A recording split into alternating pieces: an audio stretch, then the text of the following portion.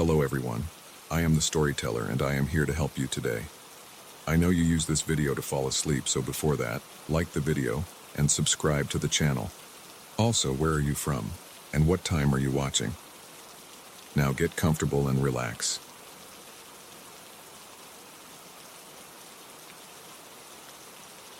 I moved into this house 3 weeks ago. I'd never heard weird noises in the middle of the night before. I'd never worried about a single helium balloon shifting places on its own. Now I can't get either of those things out of my mind.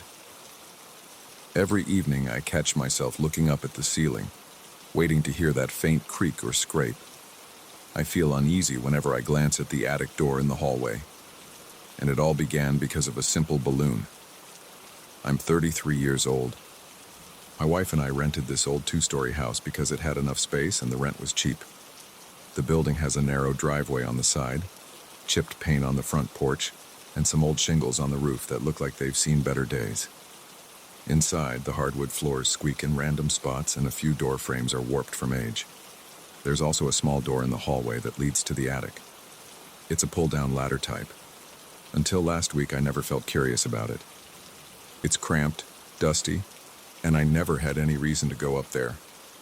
I figured we'd store a few holiday decorations in that space eventually, but I kept putting it off. We just moved in, and we have a lot of other boxes to unpack. My wife is usually the organized one. She makes sure we handle repairs right away and keep our stuff in order, but she also respects that I hate crawling around in old attics. She didn't push me to explore. We both left that part of the house alone.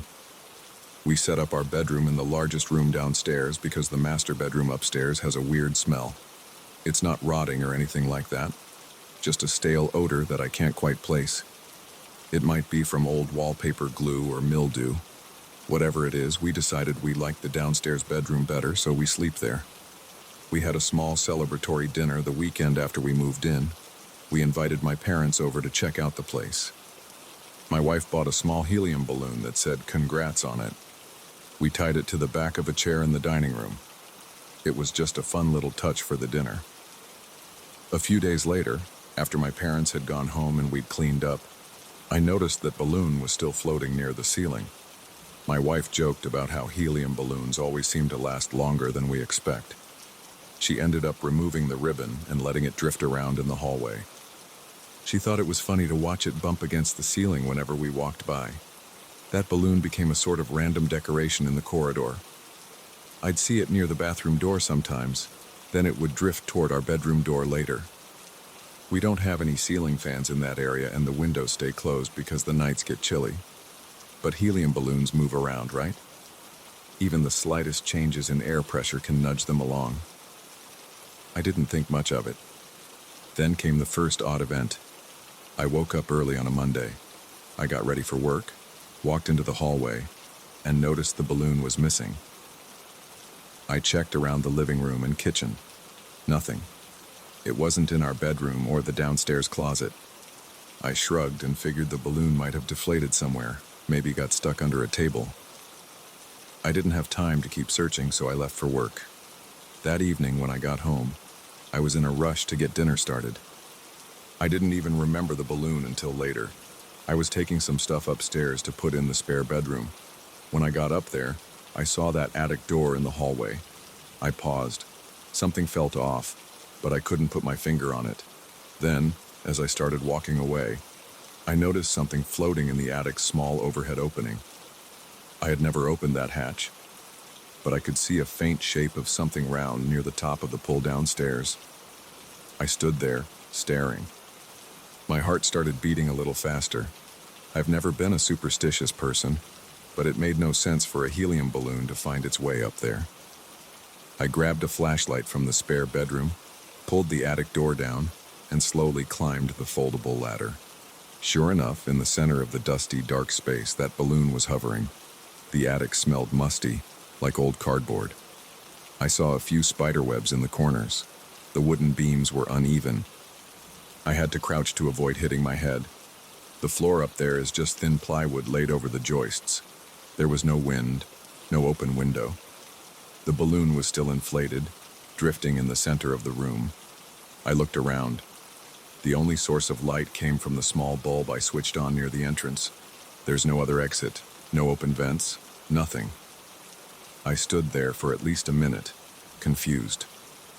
I finally reached out and grabbed the balloon string. My heart thumped in my chest. I checked if maybe my wife had moved it up there for some reason.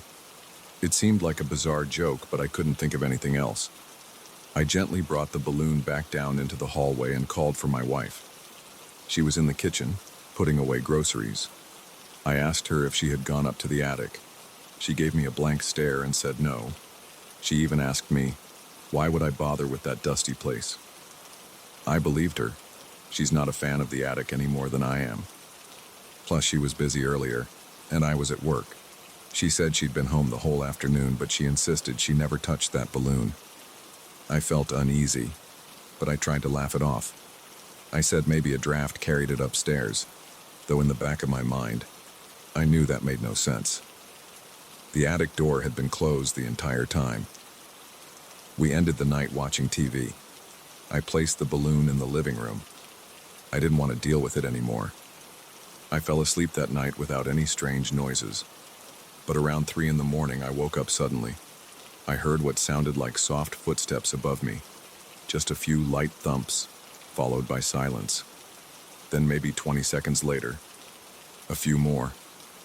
I froze in bed, breathing quietly. My wife was beside me, sleeping soundly.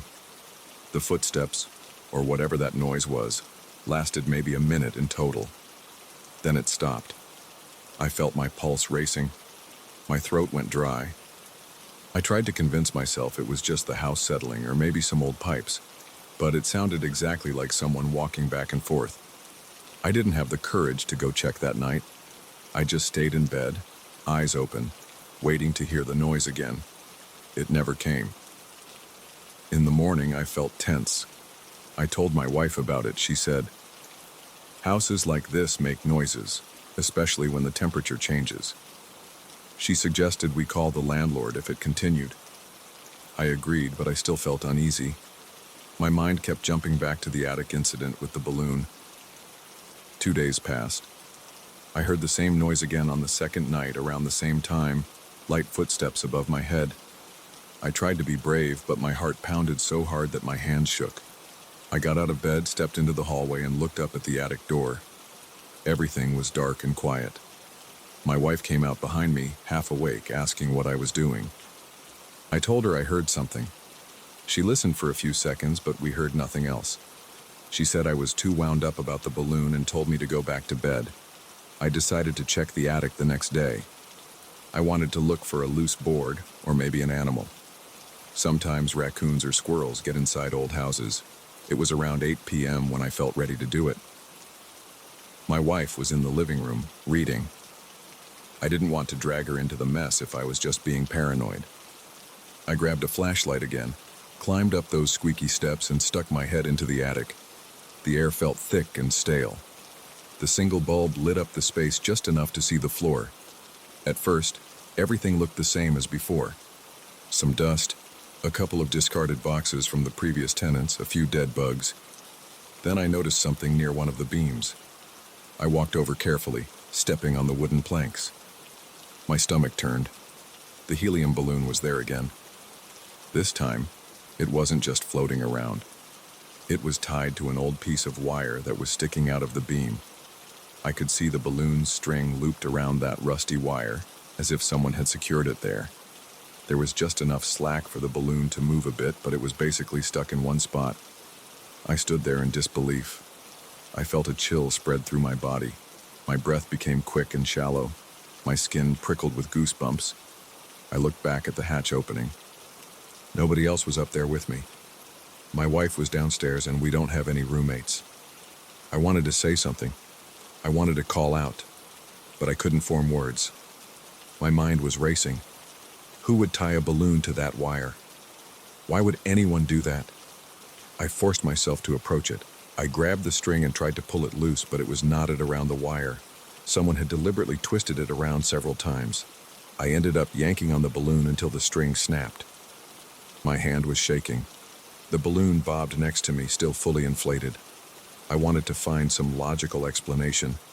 Maybe the wire got caught accidentally when the balloon drifted up there, but that would have taken some precision. It was a tight knot.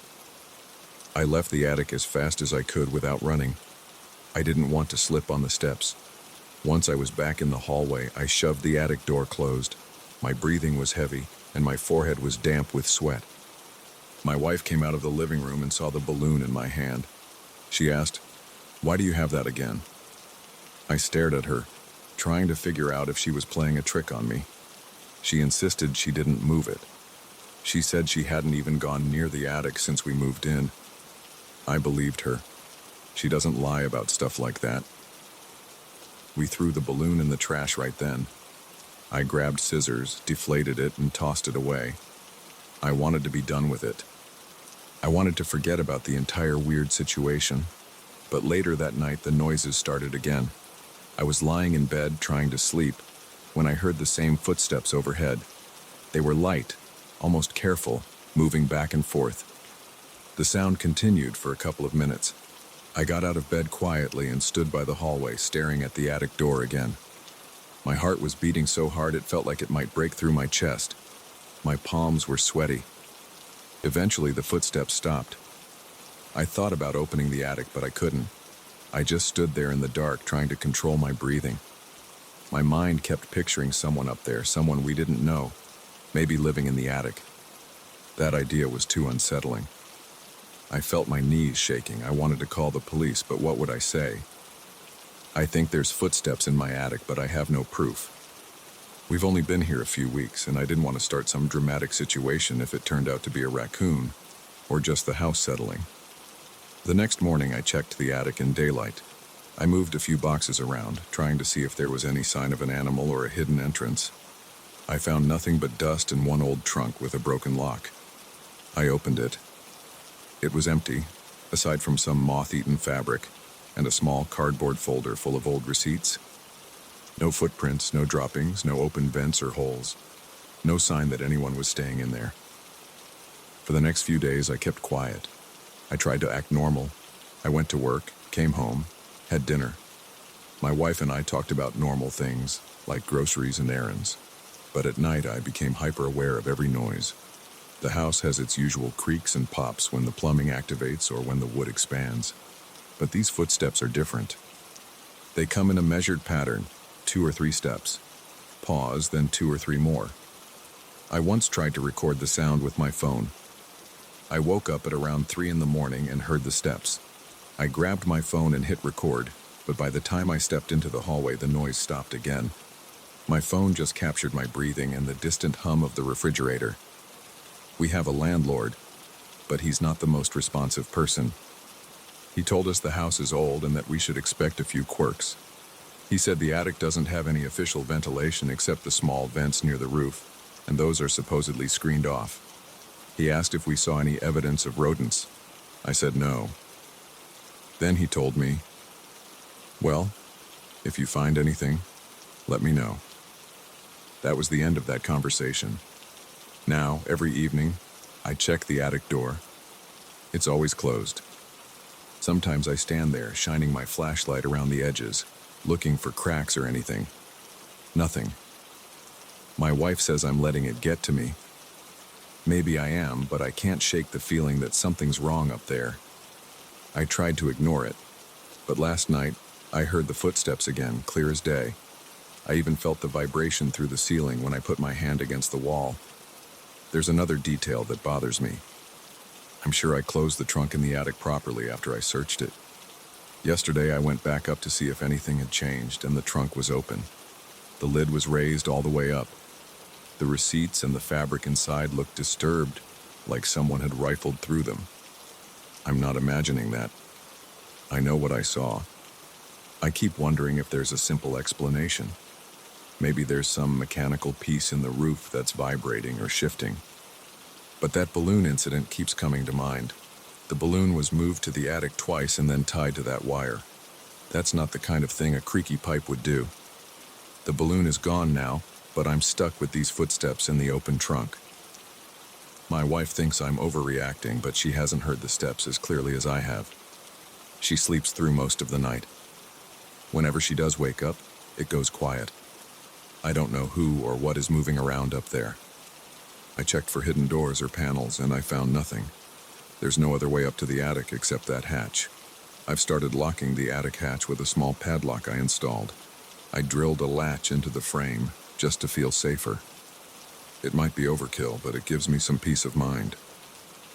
Now when I look at that door at night, I see the lock, and I hope that if something or someone tries to come down, I'll at least hear them struggle with it.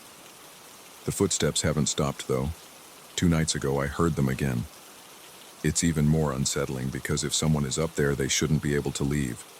The door is locked from the outside, unless there's another hidden exit, or unless it's something else I can't explain. I'm still trying to handle this rationally. My wife suggested we hire a home inspector to do a thorough check of the attic. I think I'll do that. If they find evidence of an animal or an opening, then at least we'll have answers. If not, I don't know. I keep replaying the balloon scenario in my head. The moment I found it up there the first time, it made no sense. Then seeing it tied to a wire made me feel sick. I can't forget that feeling of standing in the attic, seeing a simple helium balloon secured in place by a knot I didn't make. At this point, we're considering moving out when our short-term lease is up. This house has too many strange things going on. The rent was cheap, but I don't think it's worth the stress. My wife is more relaxed about it, but she sees how it affects me. I've been losing sleep. I walk around with a knot in my stomach, half expecting to hear those steps every time I drift off to sleep. Sometimes I lie in bed, listening so hard that every tiny creak makes me jump. I don't know who or what went up there with that balloon. I don't know why it was positioned right in the middle of the floor, or why it got tied to that wire. I don't know why the trunk in the attic keeps ending up open. All I know is that the footsteps haven't stopped, and I can't pretend they're just in my head. If this continues, I'll probably call a professional and have them check every inch of the attic and the roof. Maybe they'll find a gap or a hidden hatch that leads outside. I want to believe that's all it is. Until then, every night I stare at the ceiling and wait. Even when I'm exhausted, my mind refuses to shut down. I picture an intruder or some stranger living up there. Then I picture the balloon drifting on its own, moving to the attic without explanation. I can't decide which scenario is worse. For now, I'm just dealing with the situation the best I can. But I'm ready for some answers. I'm tired of feeling tense in my own home. This was supposed to be our fresh start, but instead it's become the place where I lie awake at night, listening for footsteps that may or may not belong to someone I never see.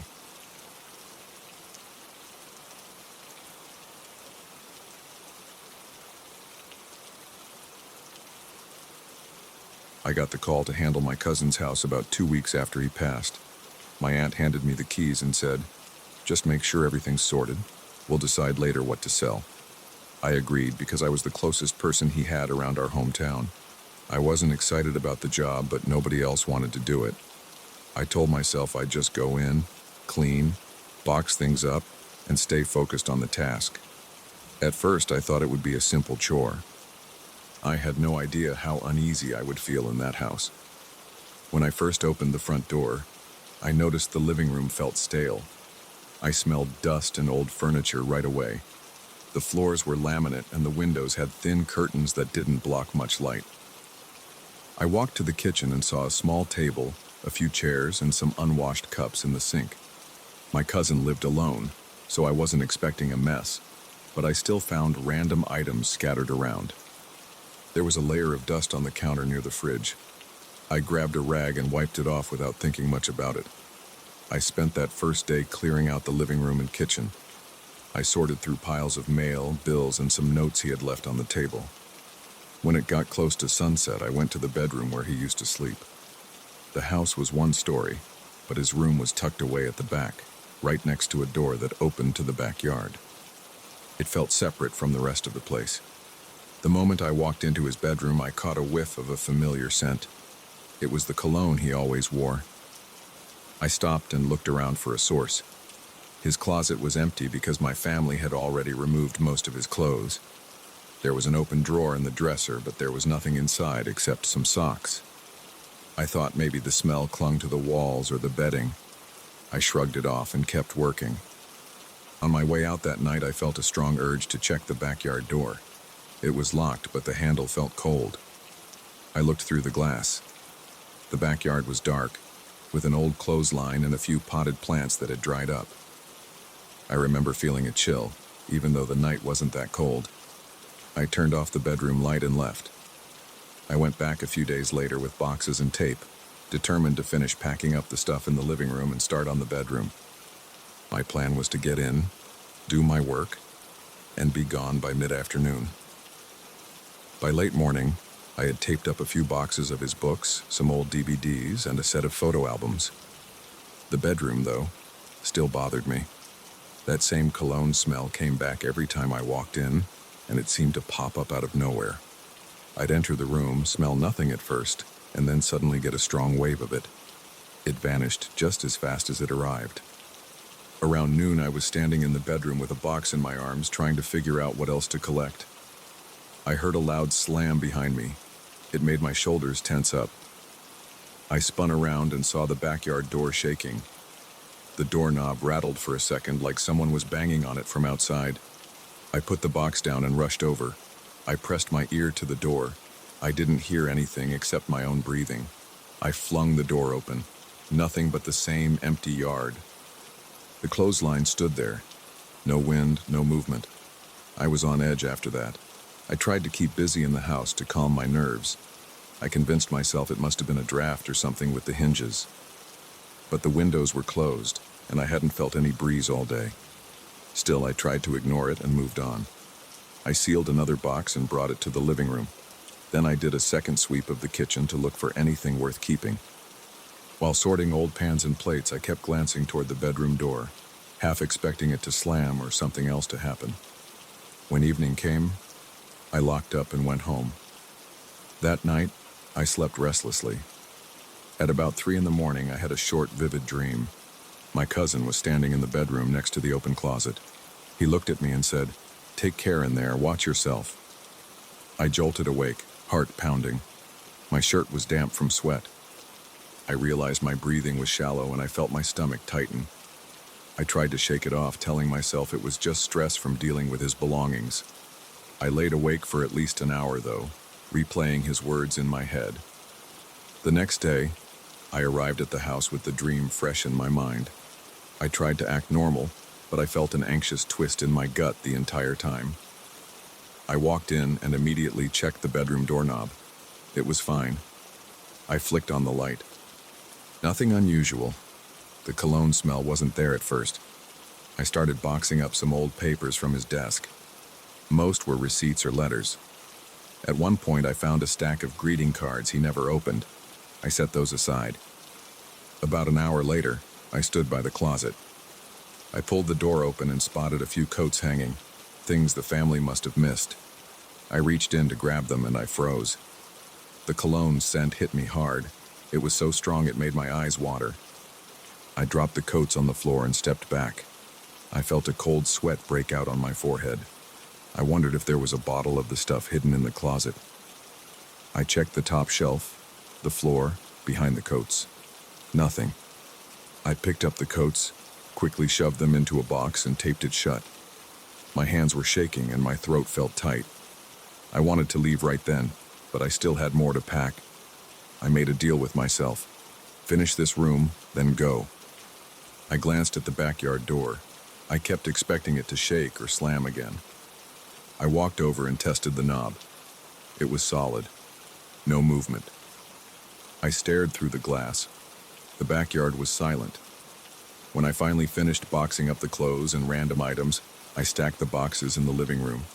I decided to mop the bedroom floor to get rid of dust and footprints. I filled a bucket with water in the kitchen. While mopping, I noticed the baseboards needed a wipe down. I crouched near the door that led outside, scrubbing a bit of dirt. At that moment, I heard a soft knock on the other side of the door. It wasn't loud or forceful, just 2 light taps. I froze in place, holding the wet rag. I tried to breathe as quietly as possible. The knock came again, 2 taps. I slowly stood up and put my hand on the knob. My heart was pounding. I opened the door. Nobody was there.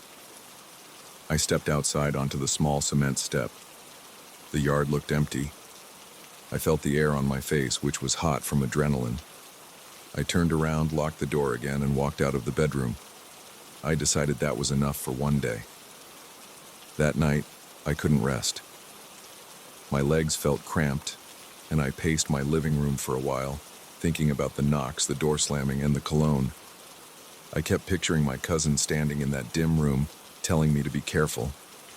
Every time I closed my eyes, I saw that scene. I had to open the window to get some air. My head felt heavy. I sat in my chair, telling myself that I was just spooked because of the stress, the emptiness of the house, and the memories. I tried to write down a to-do list to stay rational. I wanted to finish cleaning and put it on the market fast so I wouldn't have to step in there anymore. The next day, I arrived in the late afternoon, hoping to finish while there was still daylight. I went straight to the bedroom, determined to power through. The moment I flicked the switch, the light bulb popped and went out. It startled me. The hallway light was still on, so I left the bedroom door open to let some light spill in. I reached up to unscrew the dead bulb. My hands were shaking, and I dropped it on the floor. It didn't shatter, but it clanked and rolled near the corner. I wiped sweat off my forehead and grabbed another bulb from the kitchen drawer. When I put it in, the light worked fine, but I still felt uneasy. I tried to act normal, checking each corner of the room for items. I vacuumed the floor, wiped down the dresser, and opened the window to get some fresh air. At one point, I stepped out to grab a trash bag from the living room. When I got back, the bedroom door was closed. I hadn't closed it. I felt a jolt in my chest. I tried the knob, but it was locked from the inside. I didn't even know the door had a lock that could engage by itself. After fumbling around for a few minutes, I managed to pop it open with a small flathead screwdriver. I stepped into the bedroom and saw nothing unusual, but I felt my pulse racing. I thought about leaving again. My mind was screaming at me to just walk away. But the rest of the house was almost done, and I knew I had to finish. I grabbed the trash bag and put in a few old pillows, some random papers, and an empty shoebox. Then I went to the nightstand next to the bed. I opened the top drawer. Inside, there was a notebook, a pen, and a small pocket knife. I picked them up, and underneath was a small envelope with my name on it. I froze. It was my cousin's handwriting. I turned it over. It wasn't sealed, but it was tucked inside the drawer like he left it there on purpose. My mouth went dry. I wasn't sure if I should open it. I slipped it into my jacket pocket and decided I'd read it at home. I wrapped up my cleaning, took out the last trash bag, and locked every door. As I stood in front of the house, I stared at the windows. I felt like someone was watching me, but I couldn't see anything inside. I shook my head, got in my car, and drove away.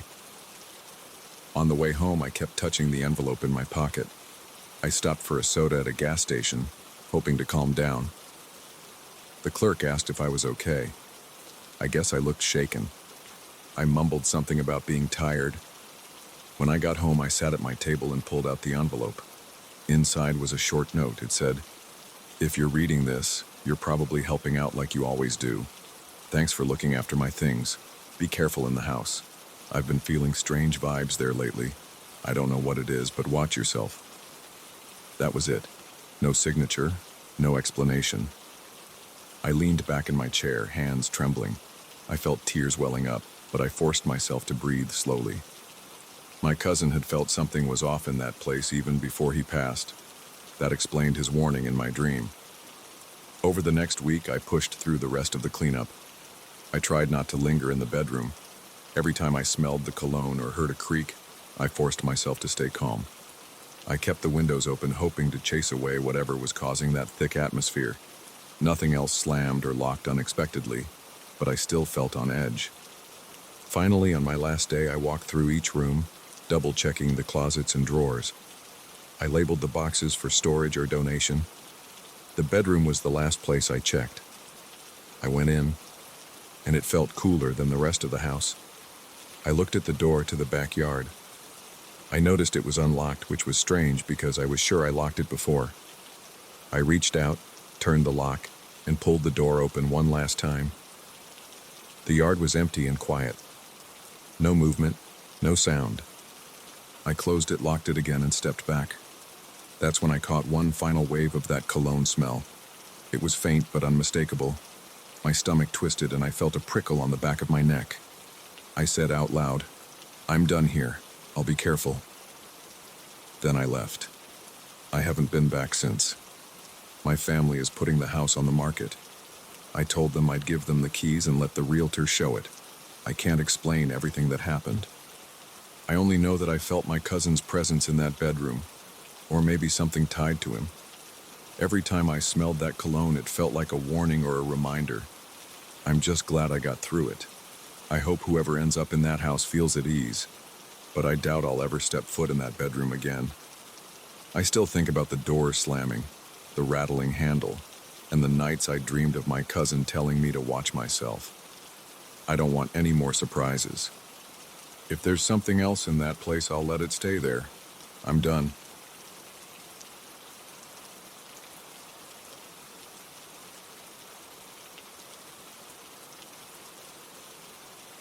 I walked into that office on my first day with more excitement than caution. I'd signed the lease a week before, packed my desk supplies, set up my laptop, and checked the light fixtures.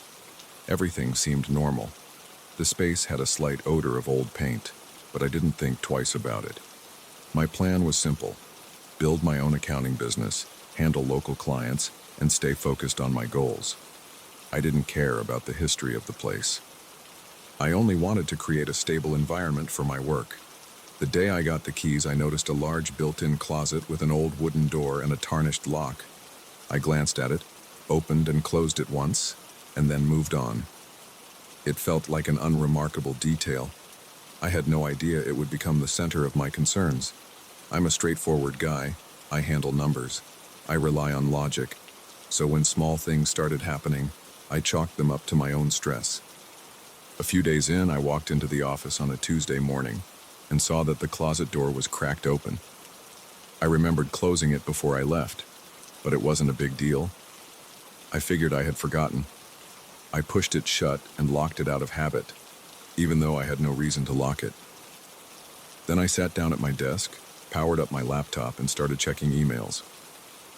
Within a few hours, I was buried in work, not thinking about the closet at all. Around lunchtime, I decided to go out for a quick sandwich. When I returned, I saw the door was open again. Not fully open, just a few inches. The lock was hanging loose, like someone had turned the key. I went inside and put my hand on the knob. It felt cool.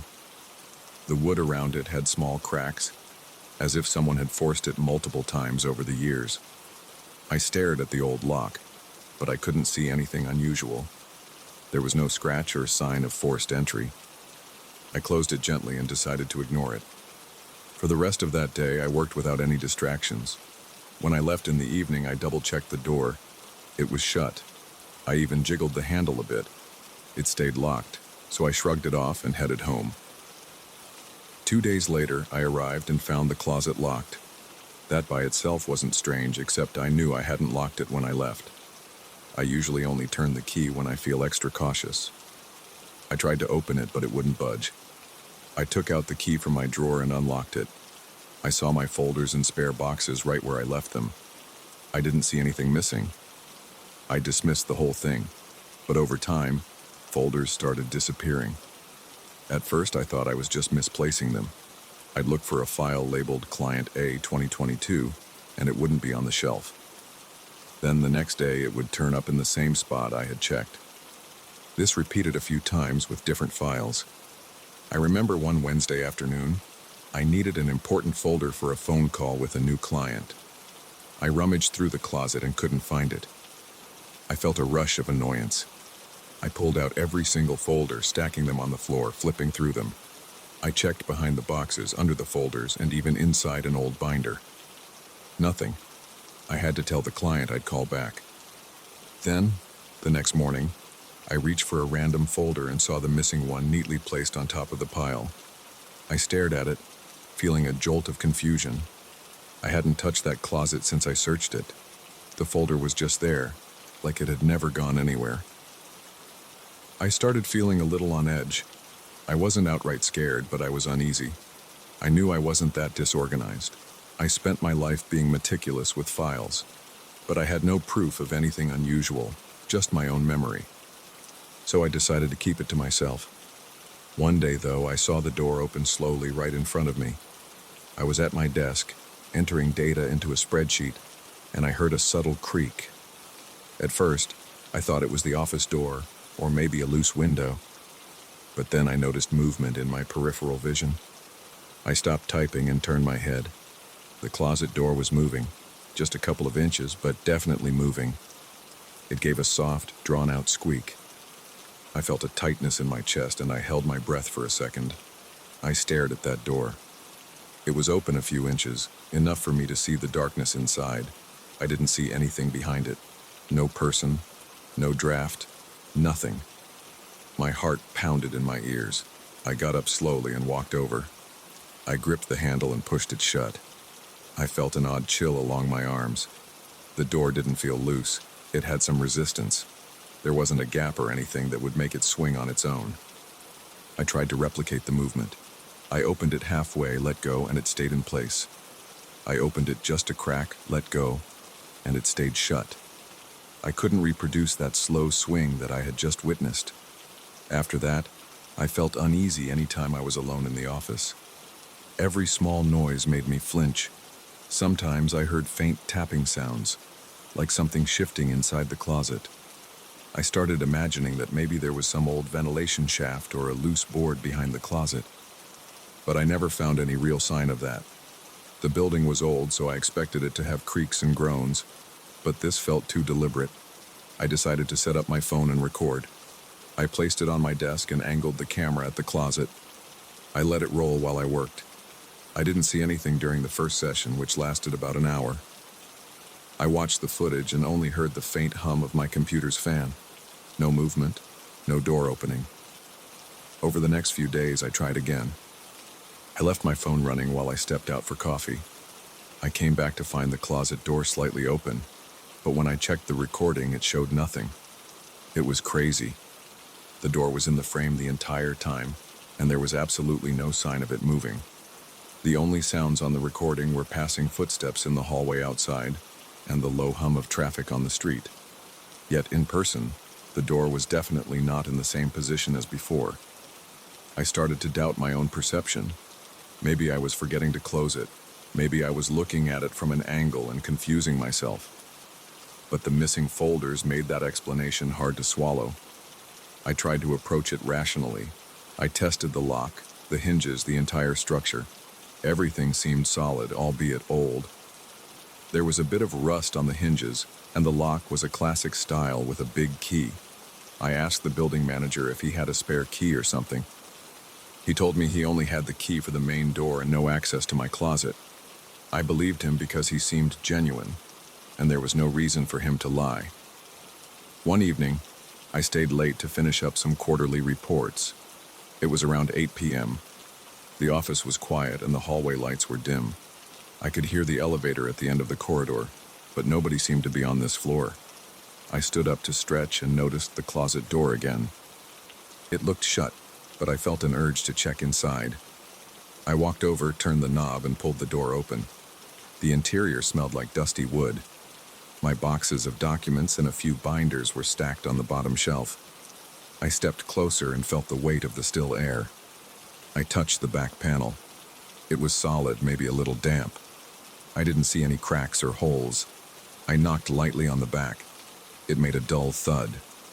There was no hollow sound. There was nothing behind it.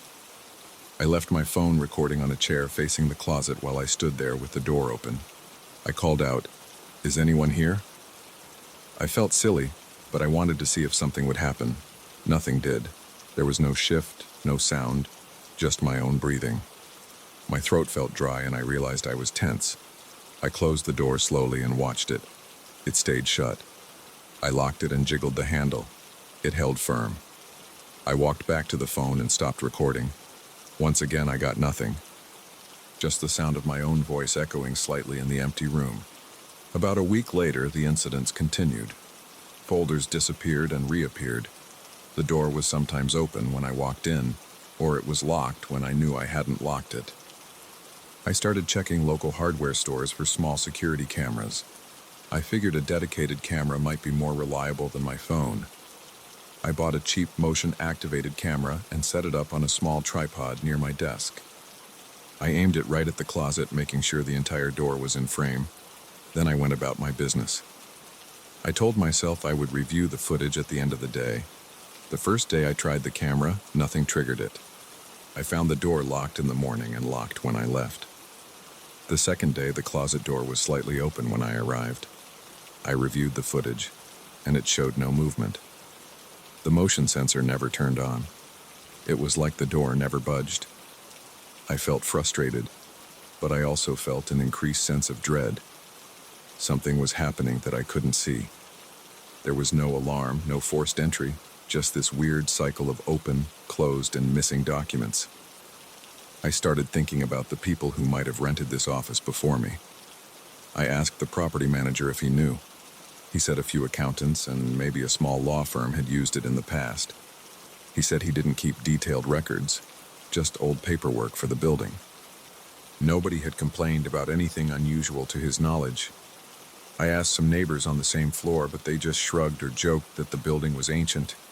They said it had quirks. One guy mentioned hearing strange noises from the pipes, but nothing about doors opening on their own. I tried to focus on my work and ignore the closet. I pushed the desk a little closer to the window so I wouldn't have to look at it all day.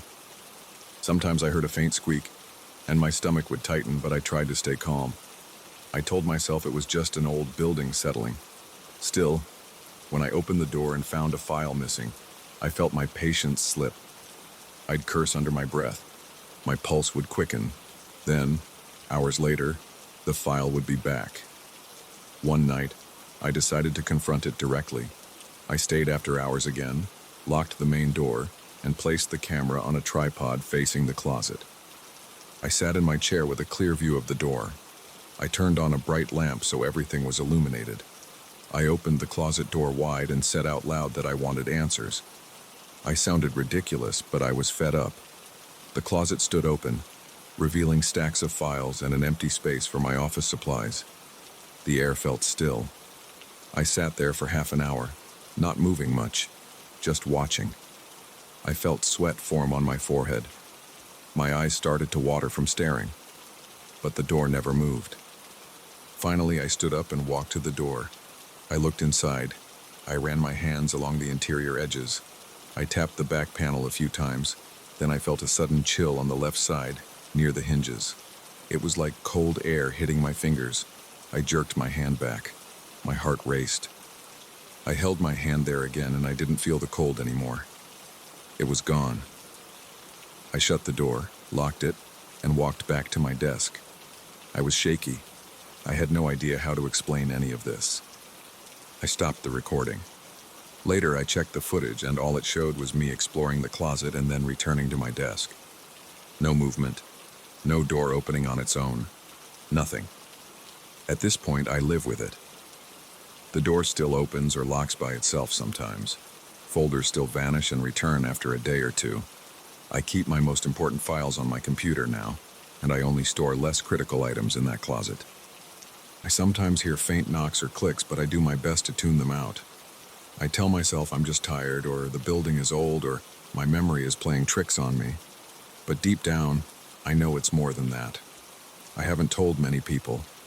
A few friends just tell me to move out or get the closet replaced. But it's an expensive project, and I'm not sure it would change anything.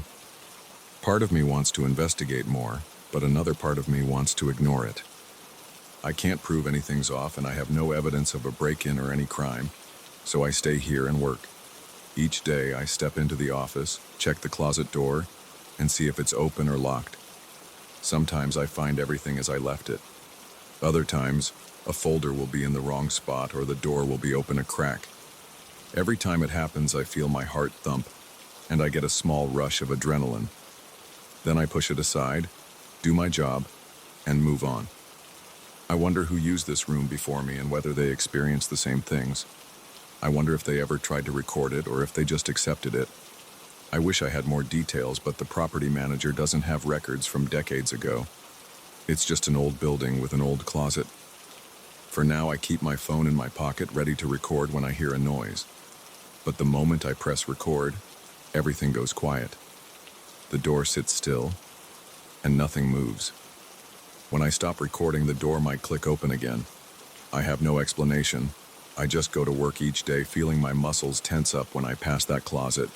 No one else sees it happen. No one else experiences the disappearances. I'm stuck with this strange reality. Maybe it's something left over from the past. Maybe it's my imagination fueled by stress. I don't have proof. I only know what I see. Every time I hear that quiet creak, my stomach clenches. Sometimes I hurry to the door and slam it shut. Other times I let it stay open and pretend it doesn't bother me. Either way, I'm never totally relaxed, and that's how I live now. I keep moving forward, doing my accounting work, and dealing with the phone calls and emails. But in the back of my mind, I'm always waiting for the next time the lock clicks without warning or a file vanishes and reappears. That's the daily reality of my small old office, and that's the story I have. It's not dramatic. It's just me in a closet that won't stay put, and it's enough to keep me on edge every single day.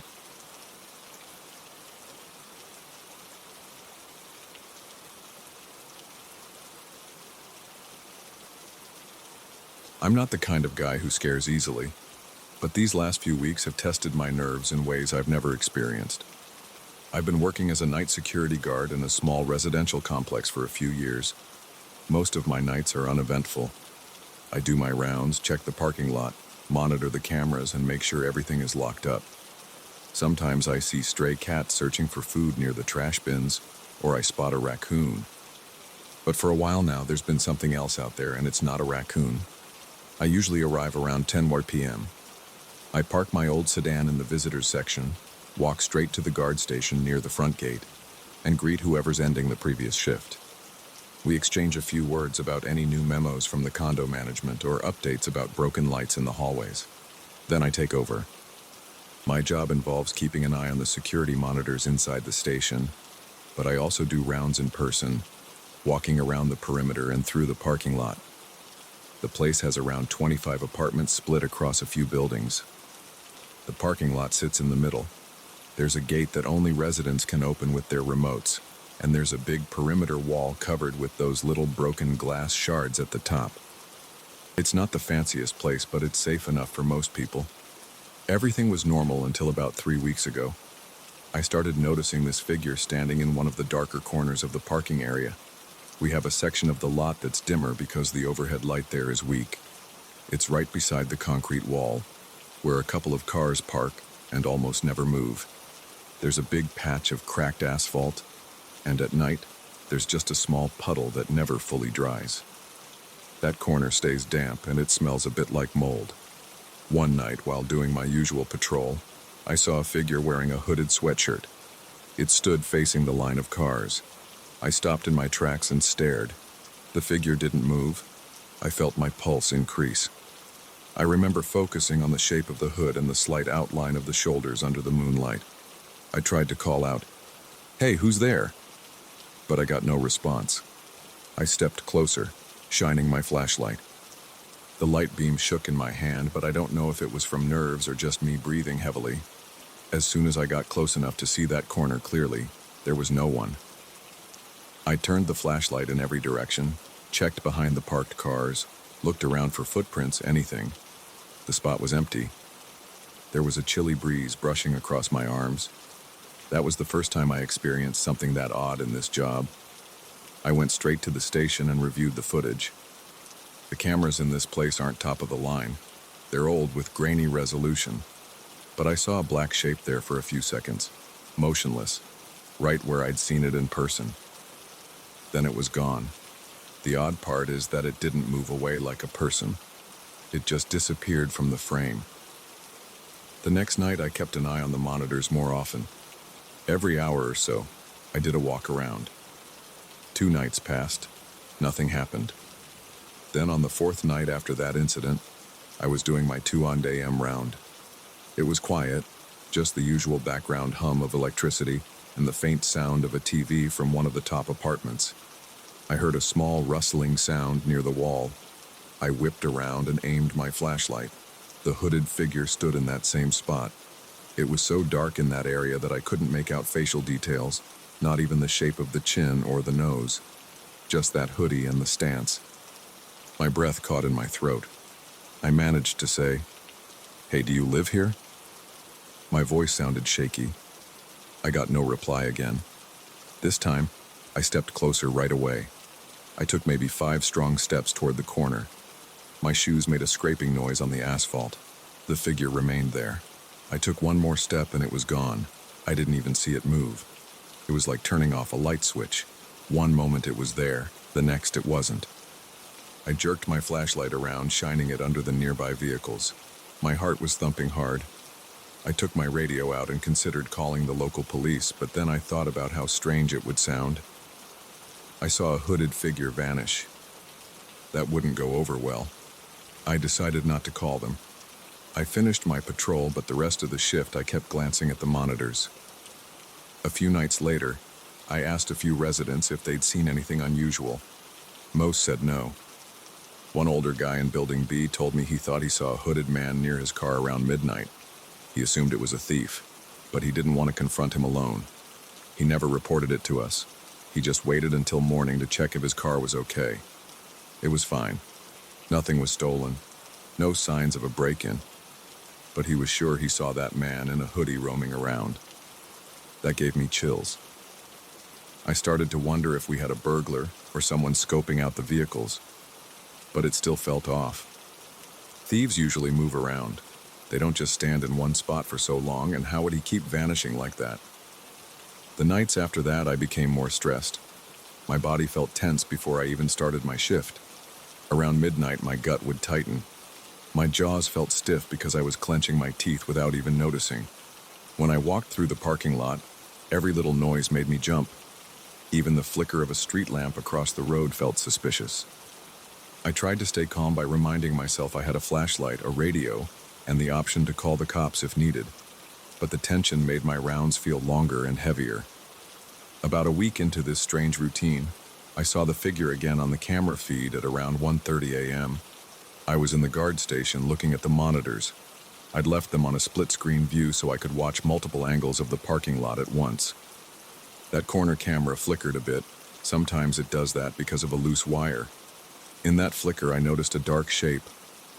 I leaned forward in my chair, watching carefully. It was there, standing still. I gripped the desk and felt a bead of sweat forming on my temple. I zoomed in a bit, but the image got too grainy to see any details. Just a silhouette.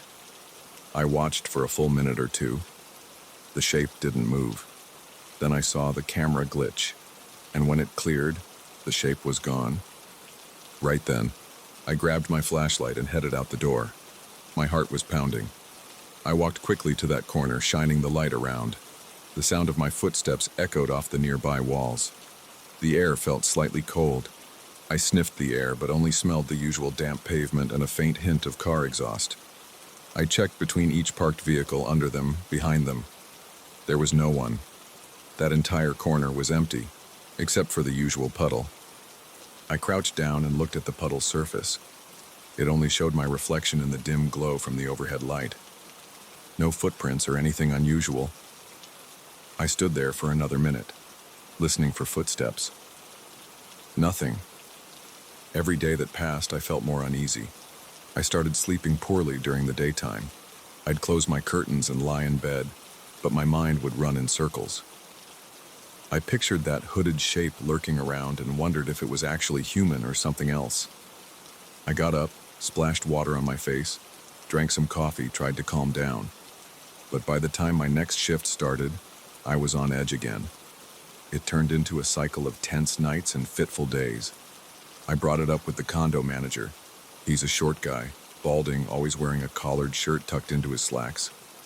I told him we might have a trespasser. I mentioned the camera footage and my personal encounters. He seemed concerned at first, but when I showed him the recordings, he just shook his head and said, "That could be a glitch, or maybe some kid messing around. Keep an eye out, but let me know if it escalates." I asked for better lights in that corner. He promised to see what he could do, but he didn't sound eager. A new lamp costs money after all. I tried to rationalize it. Maybe it was a person wearing dark clothes who knew how to slip out of sight. If so, how did they come in without tripping the gate sensor? Could they climb over the walls? It's possible, but I'd expect to hear some noise or see a sign of them climbing. I thought about the idea of the figure being a resident who liked to walk around at night. But why hide? Why vanish so fast? And the old man's story about the hooded man near his vehicle matched my sightings. We couldn't both be imagining the same figure. One night I decided to stay near that corner in the shadows instead of walking around. I figured I'd wait for a while and see if the figure showed up. I stood behind a parked SUV around midnight keeping watch. The night was quiet. I could hear a distant siren from some street miles away. The overhead lights buzzed softly. My legs started to ache after a while. I leaned against the SUV to keep my balance steady. Nothing happened for what felt like an hour. Then I saw a slight movement near the wall. It was just a flicker of motion in the corner of my eye, but I focused on it immediately. I saw the hooded figure standing about 15 feet away, facing the lot again. My heart pounded so hard I thought it would blow my eardrums. I tried to approach slowly, but the figure must have sensed me. I took maybe 2 steps and it was gone. I sprinted the rest of the way. Nothing. The spot was empty again. I thought I heard a quiet scuff on the ground behind me, but when I spun around, there was only my shadow stretched across the pavement. I felt the hair on my arm stand up. That same night, around 3 a.m., I was inside the guard station. I heard what sounded like footsteps on the gravel path that runs beside the building. I snatched my flashlight and opened the door. The footsteps stopped. I stepped outside, looked around, saw no one. My breath was shaky. I walked around that side of the building, shining the light across the shrubs. I saw nothing out of place. No movement. No rustling of leaves. Just the faint flicker of the parking lot light. By then, I felt sweat on my forehead. My uniform shirt stuck to my back. When my shift ended at 6 a.m., I was exhausted and jumpy. The next day, I tried to talk with some of the other guards who worked during the day. They hadn't seen anything strange, but they also said they mostly stay at the guard station letting residents in and out. They rarely walk around the lot in daylight because it's not really necessary. One of them joked, "Maybe you need to get more sleep." I tried to laugh it off, but the tension in my shoulders never left. A few nights later, around 2:45 a.m., I caught another glimpse on the camera feed. Same corner, same hooded silhouette. This time the shape seemed a little taller than usual, but it might have been the angle. I grabbed my flashlight, rushed out of the station, and power walked to the spot. My legs felt shaky. When I turned the corner, I saw the hooded figure from behind. It was the first time I'd seen its back. The hoodie was dark gray or black. It looked worn, maybe old. I saw the figure's shoulders rise and fall like it was breathing. I shouted, "Stop!" It turned its head slightly, but I still couldn't see a face. Then it bolted. I swear I heard the scuff of shoes on the asphalt. I chased after it for a few steps, but it rounded the corner of a parked car. When I reached that car, there was no one behind it. There wasn't even time for a real person to hide. I stared at the empty space, panting, hands on my knees. The wind was still. No doors opened. No gates opened. Nothing. I kept the flashlight pointed out, scanning the area. I felt my stomach twist. My arms tingled with pins and needles. I looked up at the building windows. Most were dark. I saw 1 or 2 lights on, but no silhouettes of anyone watching. The place felt deserted except for me. I pulled out my phone and thought about calling the manager, but it was nearly 3 a.m. And what would I say that I hadn't already told him? I just went back to the station, sat in my chair, and tried to calm down. As the nights wore on, I sensed the figure more frequently, even if I didn't always see it. Sometimes I'd feel a strange pressure in the air. My neck would prickle, like someone was watching me. I started checking the cameras every few minutes. I walked the lot more often, too. My shifts felt twice as long. I became edgy around little noises, the creaking of a nearby gate, or the pop of the overhead bulbs. The security job I once found peaceful turned into a source of constant anxiety. One night, the old man in Building B came by the guard station around 11 p.m. He said he'd seen the hooded man again by his car about an hour ago. He asked me if anyone else had complained. I told him no one else reported it, but I'd seen the figure on camera. I admitted I couldn't figure out who or what it was. He just nodded and said, "I don't like this. I feel uneasy." I understood. I felt uneasy too. He went back to his apartment and I sat there thinking about how this wouldn't go away on its own. I wanted to get a better look at that face, but every time I got close, the figure vanished. By now, it's been almost a month since the first sighting. The figure still appears in that dark corner, though not every night. Sometimes I'll go a few days without seeing it. Then it shows up again, standing motionless, staring in the direction of the parked cars, or walking between them. When it appears, it doesn't run around messing with anything. It doesn't break windows or slash tires. It just stands or moves quietly. But it's enough to make me dread my rounds. I keep hoping for a moment when I can catch it clearly on camera or confront it in person. But my attempts all fail. I've tried different tactics, walking the perimeter in the opposite direction, checking that corner first, using the camera's zoom function to watch for longer. Nothing helps. The figure shows up when it wants and it leaves no trace. No footprints, no items left behind. It just leaves me with that pounding in my chest and a sense of uncertainty that follows me even after my shift ends.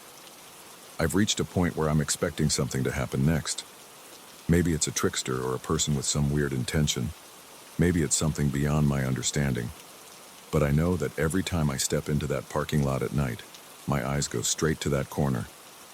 My hand grips the flashlight a little tighter. My breath gets shallow. My ears strain for any sound of shuffling feet. It feels like a standoff, except I don't even know who or what I'm facing. It's a presence that refuses to be pinned down.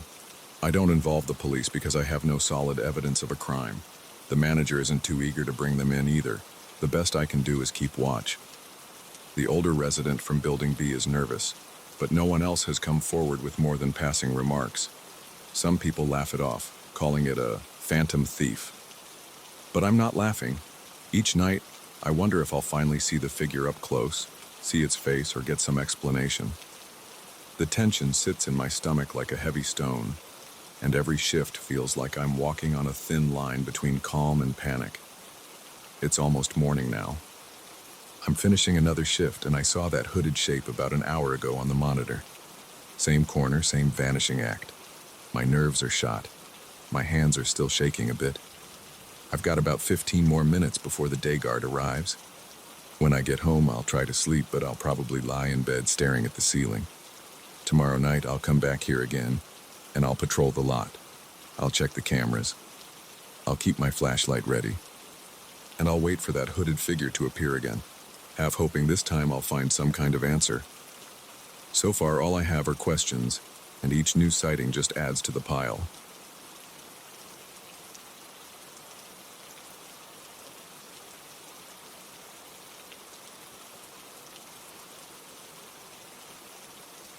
I moved into my small rural property about 3 weeks ago. The house sits on flat land with a patch of trees behind it and a modest orchard to one side. The only things I saw as potential problems were the old wiring and the low-ceilinged basement. I'm not a nervous person and I'm used to quiet surroundings, but something here made me uneasy from day one. I'm going to explain exactly what happened, step by step, without any dramatic flourishes or fancy language.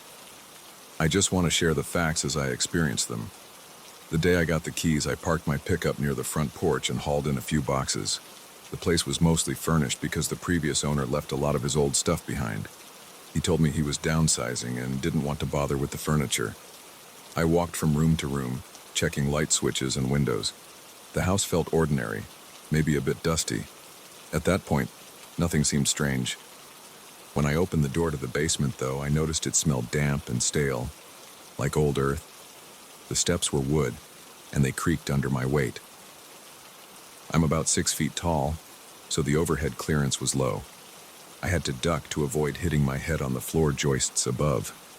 It felt cramped, and the single light bulb in the center cast weak light.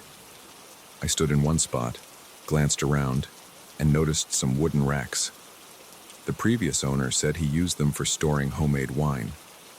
I saw a few empty bottles scattered around. I didn't stay long because it felt stuffy and I wanted fresh air. Over the next few days, I settled in. I hung clothes in the closets, filled the kitchen cabinets, and set up my tools in a corner of the house. I started a routine of going into town in the morning to grab groceries or hardware supplies.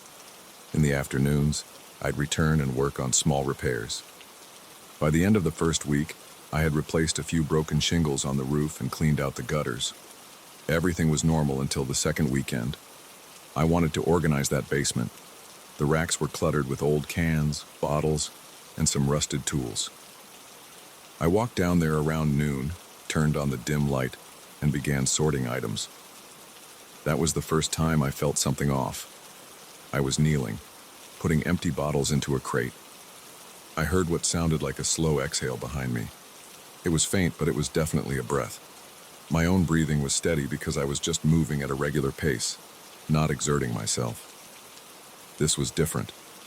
It sounded like another person's slow sigh. I paused and turned my head. There was no one there, but the hair on the back of my neck stood up. My stomach tightened. I told myself it might be the old wood shifting or the wind coming through a crack in the foundation.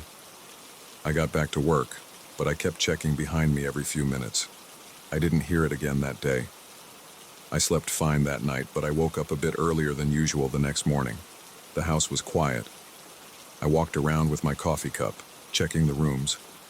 Nothing seemed out of place. I told myself that weird sensations are normal in a new house, especially one that's old and a bit run down. I even tried to laugh it off. Still, I decided I wouldn't linger in that basement unless I really needed to. A few days later, I noticed something else. I had gone back downstairs because I wanted to see if there was any sign of a leak in the foundation walls. The basement can get damp, and I was worried about water issues. While shining a flashlight on the concrete, I saw 3 vertical scratches in the whitewash. They were spaced like claw marks, about shoulder height. Each scratch looked like something sharp had been dragged across the surface. They didn't look like random scuffs. They were too defined. I rubbed my fingertip over them and felt the groove. That gave me chills. I stood there for a few seconds, trying to come up with a logical explanation. Maybe the previous owner did it while moving something heavy. Maybe he accidentally scraped the wall with a tool. But they looked like repeated scratches. I checked around and didn't see any other obvious damage. I left the basement and tried to push it out of my mind, but it stuck with me. That night, I woke up around 3 in the morning. My bedroom is on the far side of the house, away from the living room. The floors are hardwood. When they creak, it's usually because of temperature changes, but what I heard wasn't a creak. It was a steady, rhythmic thud, like footsteps. It sounded like they were coming from beneath me. The basement spans almost the entire footprint of the house, so if someone walked down there, maybe the sound could travel up into the bedroom floor. I sat up in bed, holding my breath. I tried to figure out if it was some kind of animal, but it sounded heavier than a raccoon or possum. I listened for almost half a minute. The footsteps were slow, then they stopped. My heart beat harder. My hands felt sweaty. I slipped out of bed, put on a pair of pants, and grabbed a flashlight. The house was dark. I walked down the hall and flipped the light switch for the kitchen. Nothing looked disturbed. I moved to the basement door. It was closed, but I always keep it locked with a padlock. Now the padlock was dangling, open, on the latch. I froze. I clearly remembered locking it the night before because I never leave that basement unsecured. I pulled the padlock off the latch and examined it. No scratches, no sign of forced entry. It was just unlocked. I flicked on my flashlight and opened the basement door. The single light bulb below was off. Everything was dark. I stood at the top of the steps, shining the flashlight around. The basement looked still. My hands were trembling a bit. I called out, "Hello?" My voice sounded shaky. No response. I flicked the light switch on. The bulb lit up the center of the basement. Nothing seemed moved or out of place. I took a few steps down and scanned the corners. There was no one there. I felt stupid standing there in my t-shirt, holding a flashlight, so I went back up, locked the padlock, and double-checked it. I felt no urge to investigate further. I just wanted to go back to bed, but I didn't sleep well that night. I kept waking up and listening. I heard nothing else, but I was tense until morning. The next day, I went into town to buy a new padlock. The hardware store owner recommended a heavy-duty brand. He said it was strong enough to withstand bolt cutters. I didn't explain why I wanted it, I just bought it, along with a new hasp for extra security. I installed it that afternoon. I tested it by pulling the basement door. It stayed shut. No wiggle. I felt a bit better after that. I decided to ignore everything else and focus on my normal routine. Things settled for about 2 days. Then, one evening, I finished dinner and sat down in the living room to watch something on TV. Around 9 o'clock, I heard a bump from somewhere near the kitchen. It sounded like a single knock on a hollow surface. I paused the show, walked into the kitchen, and realized the sound was coming from the direction of the basement door. I saw the new padlock. It was still secured. I stood there listening. My pulse was steady, but I felt a wave of apprehension. There was a dull thump, then silence. I put my ear to the door, but I couldn't hear anything else. I told myself it could be the pipes or the wood settling. After half a minute, I went back to the living room. I turned the TV volume up a little and tried to ignore the gnawing feeling in my gut. A few hours later, I headed to bed. I checked the door one more time. The lock was still secure. I locked my bedroom door too, which I normally never do, but I felt better having an extra barrier. I fell asleep, but around 2 in the morning, I startled awake. The house was quiet except for the hum of the refrigerator. I waited, listening for any footsteps. Nothing. After about 10 minutes, I dozed off again. In the morning, I woke up to sunshine and birds outside. Everything seemed normal. I made coffee, checked my phone, and felt a sense of relief. The daylight usually did that for me. I walked over to the basement door. The padlock was still closed.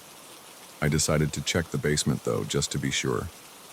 I grabbed the key, unlocked the padlock, and pushed the door open. My footstep on the top stair echoed in the basement. When I reached the bottom, I stood still and scanned the area. The racks looked the same. The old bottles were still on the floor in one corner. Then I noticed something new on the wall opposite the scratch marks. There was a faint smear. It looked like a handprint, but smudged, as if someone with dirty fingers had pressed against the whitewashed wall. I went closer and carefully placed my hand over it. It was about the same size as my palm, maybe a bit narrower. The print was grayish, like dust or ash. I touched the wall, but it was dry. No moisture. My stomach turned. I realized I hadn't been on that side of the basement for at least a week. I searched the whole area, looking behind boxes, opening the old cabinets in the corner. I didn't see any footprints or signs of someone living down there. It still smelled damp, and the dirt floor near the foundation was undisturbed. I wondered if I had just missed this handprint earlier, or if it was new. I decided to wash it off. I didn't want to keep looking at it. I grabbed a rag from upstairs, wetted it, and scrubbed the mark until it faded. I checked the scratch marks on the other wall. They were the same as before.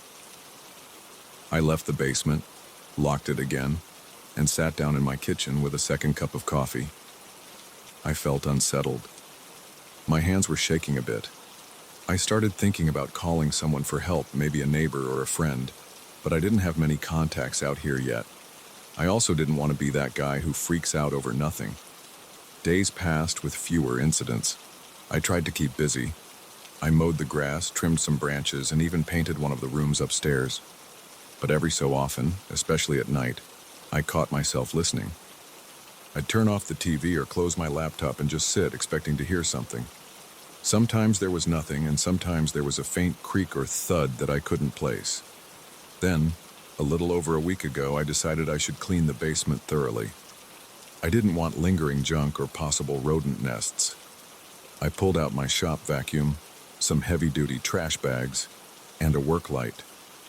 That morning, I went down around 10. I vacuumed cobwebs from the corners and swept up piles of dirt that had accumulated over the years. I filled 2 trash bags with broken glass, old rags, and pieces of wood. While I worked, I felt a constant urge to turn around. It was like someone was standing a foot behind me, breathing down my neck. I kept glancing over my shoulder, but there was no one there. My shoulders felt stiff, and my scalp tingled. My heartbeat was steady but elevated, the way it gets when you sense someone is watching you. At one point, I stopped vacuuming and just listened. I could hear my own breath. I whispered, "Is someone here?" Nothing. I tried to stay calm. I reminded myself there's no logical reason for a person to be hidden in such a cramped space. There's nowhere to hide. I finished cleaning, took the trash bags up, and closed the door. I locked it as usual. I went about the rest of my day, but I felt uneasy. That night I fell asleep around 11. I woke around 4 in the morning to a sound I recognized as footsteps again. This time, it was louder and more distinct, like slow, deliberate steps. Then I heard a soft thud, as if the basement door was lightly bumped. My heart started pounding. I sat up and turned on the bedside lamp. I listened. The next noise was the squeak of hinges. It sounded like the basement door opening. I got out of bed as quietly as I could. My heart was hammering. I grabbed a baseball bat from the closet. My mouth felt dry, and my palms were damp. I walked to my bedroom door, opened it a crack, and peeked into the hallway. It was dark except for the faint glow of the kitchen nightlight. I stood there for about a minute, expecting to see someone step around the corner. Nothing happened.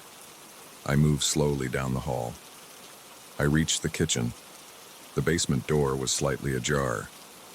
The new padlock lay on the floor, open, with no visible damage. That's when my chest tightened. I could feel my pulse in my neck. I crept forward and nudged the door. The basement was dark. I flicked on the light switch near the door, and the bulb down there lit up. It looked empty. I didn't hear movement anymore. I decided not to go down. I closed the door, slid the padlock back in place, and locked it. I just stood there for a moment, breathing hard. In the morning, I replaced the padlock again with yet another new one just in case. That's the situation now. I still hear sounds occasionally. I still feel watched whenever I step into that basement. There are no answers. There's no damage to the door. There's no forced entry. The locks just end up on the floor, open, with no hint of tampering. I don't have a better explanation. Something down there doesn't want to stay locked away. I can't prove it, but I feel it. I'm trying to keep living here, taking care of the property, but I can't pretend this isn't happening. It's real to me. I've seen the scratches, the handprint, the padlocks undone on the floor. I've heard the footsteps in the middle of the night. No children are involved and nobody's died here that I know of, but it's still unsettling. I can't shake the feeling that I'm not alone in this house. That's the truth of it. I lock that basement door every night, but I keep expecting to see it wide open by morning. I keep expecting to hear those steps circling below, like someone pacing back and forth, waiting for me to come down. And I can't say I'm ready to face whatever it is again.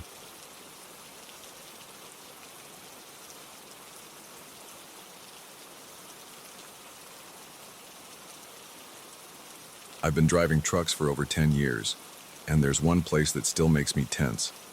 It's a lonely intersection in the countryside of São Paulo, right in the middle of sugarcane fields. My radio always cuts out there. My phone goes out of range. Even the insects stop making noise. It's like the entire area holds its breath, and it shakes me up every single time. I first started hauling cargo through this route about 5 years ago. It's a long stretch, mostly 2-lane roads, lots of sugarcane on both sides. Sometimes there are gaps in the cane where you can see a small house or a dirt road, but most of it is just tall green stalks. The intersection I'm talking about isn't marked on the GPS as anything special. It's just a turnoff toward a few remote farms. But I remember the first time I passed it. It was around noon, and I noticed the radio static. That alone didn't bother me. Plenty of back roads in Brazil knocked the signal out.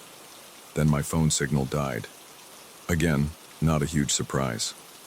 But the weird thing was the silence around me. Usually I hear insects buzzing or birds rustling around in the cane.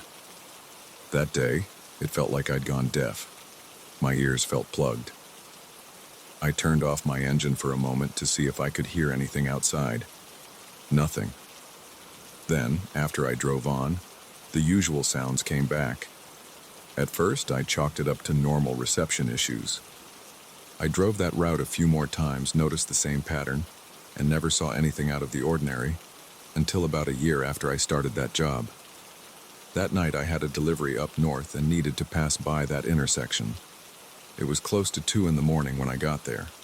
I remember it clearly because I was a bit tired, and I was thinking about whether I should stop for coffee at the next rest stop. The road was pitch black except for my headlights. The cane fields on both sides were still, not even a rustle from the wind. My radio was just static, so I turned it off.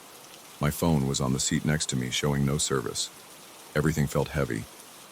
Then I saw something up ahead on the right shoulder. It looked like a person wearing white. I assumed it might be someone needing help, maybe a hitchhiker. I slowed down. My high beams lit up that spot, and I noticed what seemed like a long dress. I couldn't see a face. In the blink of an eye, the figure was gone. It didn't jump or run. It just vanished. I braked hard. The truck shuddered and my heart thumped in my chest. I kept staring where the person had been. My eyes were tired, but I knew I saw something. I pulled over, left the engine running, and grabbed a flashlight. I walked around the side of the road. My legs felt shaky. I shined the light into the cane, expecting maybe someone had fainted or fallen. The cane leaves rustled when I pushed them aside, but I didn't see any movement deeper in. No footprints, no torn fabric, no sign of anybody. After a few minutes, I decided to get back in the truck. My hands were sweating. I sat there for a moment, trying to slow my breathing before I started driving again. That night, I couldn't get the image out of my head. I mentioned it to a friend of mine who also drives trucks in the region. He shrugged and said the roads are weird at night and sometimes the eyes play tricks. He said he'd driven that route plenty of times and never saw a thing. That made me question my own experience. Maybe I was just seeing a reflection in the cane, or maybe I was too tired. But then a few months later, I passed by that intersection again around midnight. I was more alert this time. The same silence hit me like a wall.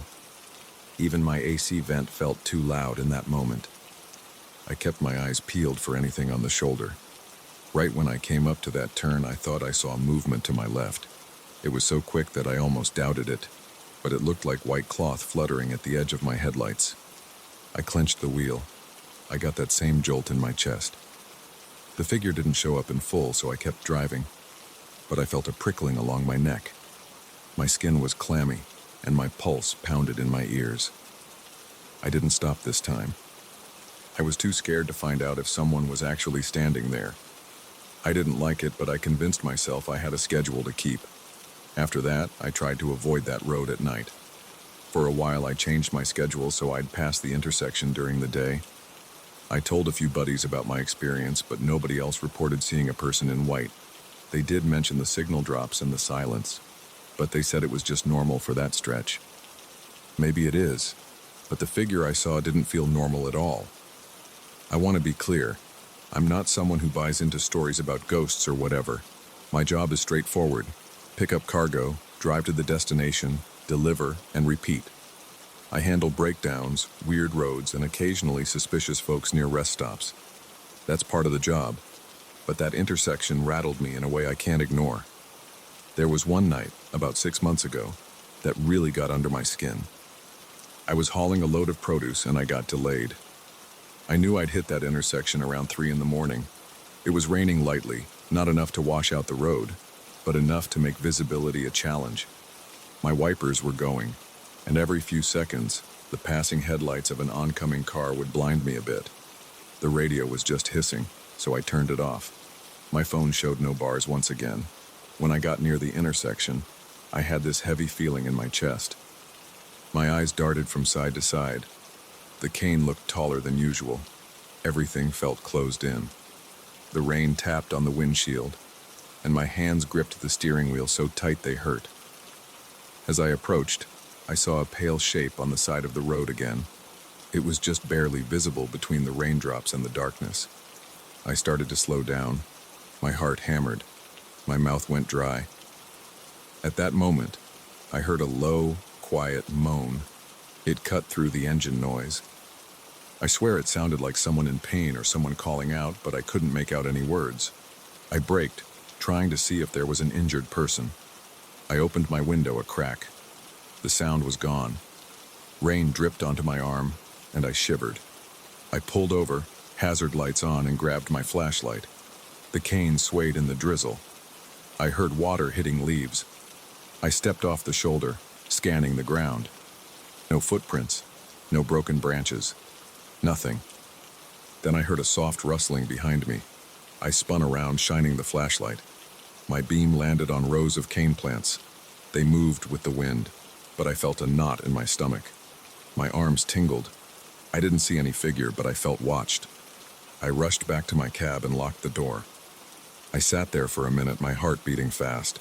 The interior of the truck smelled like damp cloth and sweat. My shirt stuck to my back. I forced myself to keep going. The rest of the drive that night felt like an eternity. For a week after that, I had trouble sleeping. I kept thinking about that moan. It wasn't loud, but it sounded like a person, or maybe an animal. But I've heard injured animals before, and this didn't sound like any animal I know. I told another driver about it. He suggested it might be a local worker. Maybe someone was trying to get attention. But I looked, and nobody was there. Plus, why would they vanish into thin air? Over the next few months, I spoke to locals at some of the roadside diners. A couple of them nodded like they'd heard similar stories. One guy said that Stretch has weird energy and that he never walks there at night. Another person said the radio and phone signals always go dead, so he avoids lingering. Nobody gave me a concrete explanation. Some of them teased me, saying I was spooked by shadows. Others just shrugged. I tried to find out if there was an accident or something, but no one gave me details. I didn't push too hard. The last thing I wanted was to turn my trips into a ghost hunt. I just wanted to do my job without losing my mind. Still, every time I passed that place, I braced myself. About 2 months ago, I drove through that intersection around 1 in the morning. It was another clear night. The sky was full of stars, and the moon was out. Sometimes that moonlight helps me see farther, so I was hoping it would make me less jumpy. But as soon as I got close, the radio died again. Total static. I turned it off, felt that familiar pressure in my chest, and slowed down a bit. This time, I saw movement straight ahead. It was in the middle of the intersection, not on the shoulder. I thought it might be a stray animal, so I prepared to brake. The figure was wearing white. It looked like a dress, but I couldn't see a face or arms. It was just a shape. I felt like my blood turned cold. I actually said out loud, "What the hell?" Then, in an instant, it wasn't there. I blinked, looked around, and there was nothing. The intersection was empty. The cane fields were motionless. I could hear the rumble of my engine and feel my own pulse in my neck. I kept going. My heart wouldn't slow down, and I noticed my shirt was soaked at the armpits. My hands shook. I turned the air conditioning on high, hoping the cold air would steady me. I kept checking my mirrors to see if something was behind me. Every shadow on the road made me flinch. A few minutes later, my phone signal came back, and the radio started picking up a faint channel again. It was like crossing an invisible border. I don't know what to call this thing. I'm not saying it's a ghost. I'm not saying it's a trick of the light. All I know is that intersection makes me uneasy. Something feels off, like the air is heavier there. Maybe something bad happened once. Maybe it's just a patch of land with weird magnetic interference. I really don't know, but I hate passing through it. I get that knot in my stomach every single time. My arms feel numb and I start gripping the wheel too hard. My jaw tightens. I look around, waiting to see that figure in white. 2 weeks back, I got a delivery schedule that put me at that intersection again after midnight. I tried to leave earlier, but there was traffic on the highway. By the time I got off the main road, it was already late. I stopped at a gas station about 20 miles before the intersection to calm down. I checked my truck, got some coffee, and chatted briefly with the attendant. He said the area past the next few hills was known for weird stories. He said he heard about a figure in white too, though he had never seen it himself. I felt a chill when he mentioned that. I didn't push for more details. Eventually I got back on the road. The night was quiet. The stars were bright. The smell of sugarcane hung in the air, kind of sweet and earthy. The moment my GPS showed I was a few miles from the intersection, I turned off the radio before it had the chance to go staticky. My phone showed 1 bar, then 0, then 1 again. I slowed down, took a deep breath, and kept my eyes on the road. My palms were sweaty, and I kept wiping one hand on my pant leg while the other steadied the wheel. I passed the sign that indicates the turnoff was coming. The cane on both sides was thick, and I couldn't see past it. The road was empty. I think I saw maybe one other truck far in the distance behind me. As soon as I was within a quarter mile of the intersection, the silence kicked in. The hum of the engine sounded muffled.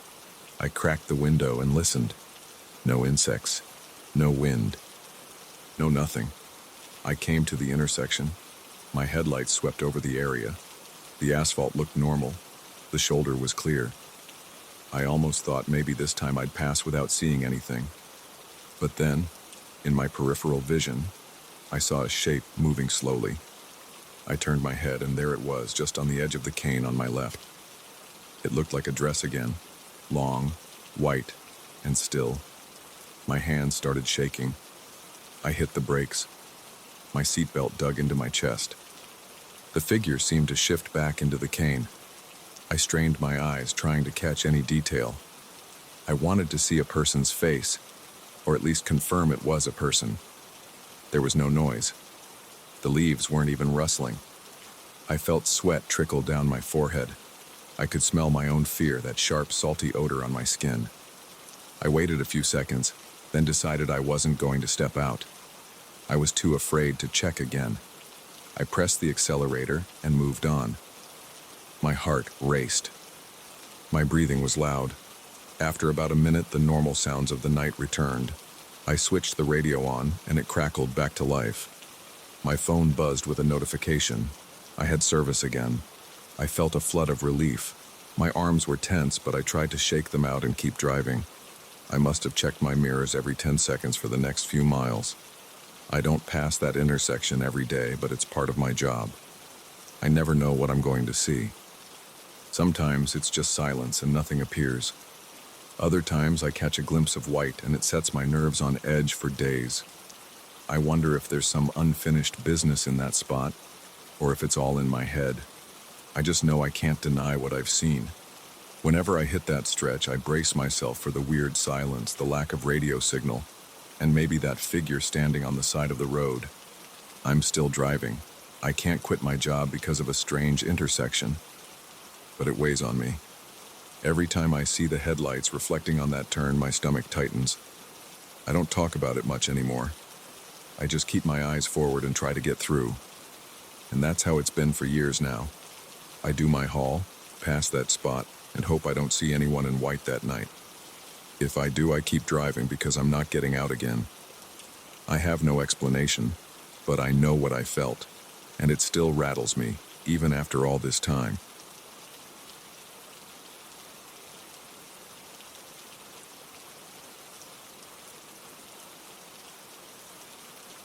I froze the first time I saw that shape in our guest room. The hallway light fell across the floorboards and stretched into the empty space, but there was something there. It was short, maybe waist-high, and I swear it turned its head in my direction. I couldn't see a face or any features. My pulse raced and I felt my fingers twitch. By the time I blinked, it was gone. I stood there with my hand on the doorknob, staring at nothing but a made-up bed, a chest of drawers, and an old lamp on the nightstand. The air felt colder than anywhere else in the house. I remember swallowing hard, flicking on the ceiling light, and walking in with one foot still in the hallway as if I could retreat any second. Nothing. Just that thick, silent chill, and the sound of my breath echoing off the walls. My wife and I moved into this house a year ago. We have 3 bedrooms, but only 2 of them see much use. The guest room is tucked away at the end of the hallway, right next to the bathroom. It has a window facing the backyard, thick curtains, and a single bed that belonged to my wife's parents. Usually, we keep the door closed. We rarely have guests who stay overnight. Even my brother-in-law and sister-in-law prefer crashing on the couch when they visit. Nobody wants that room. I started noticing something odd within a month of moving in. Every time I walked past its door, I felt a slight shiver. At first, I blamed it on a draft or the AC vents.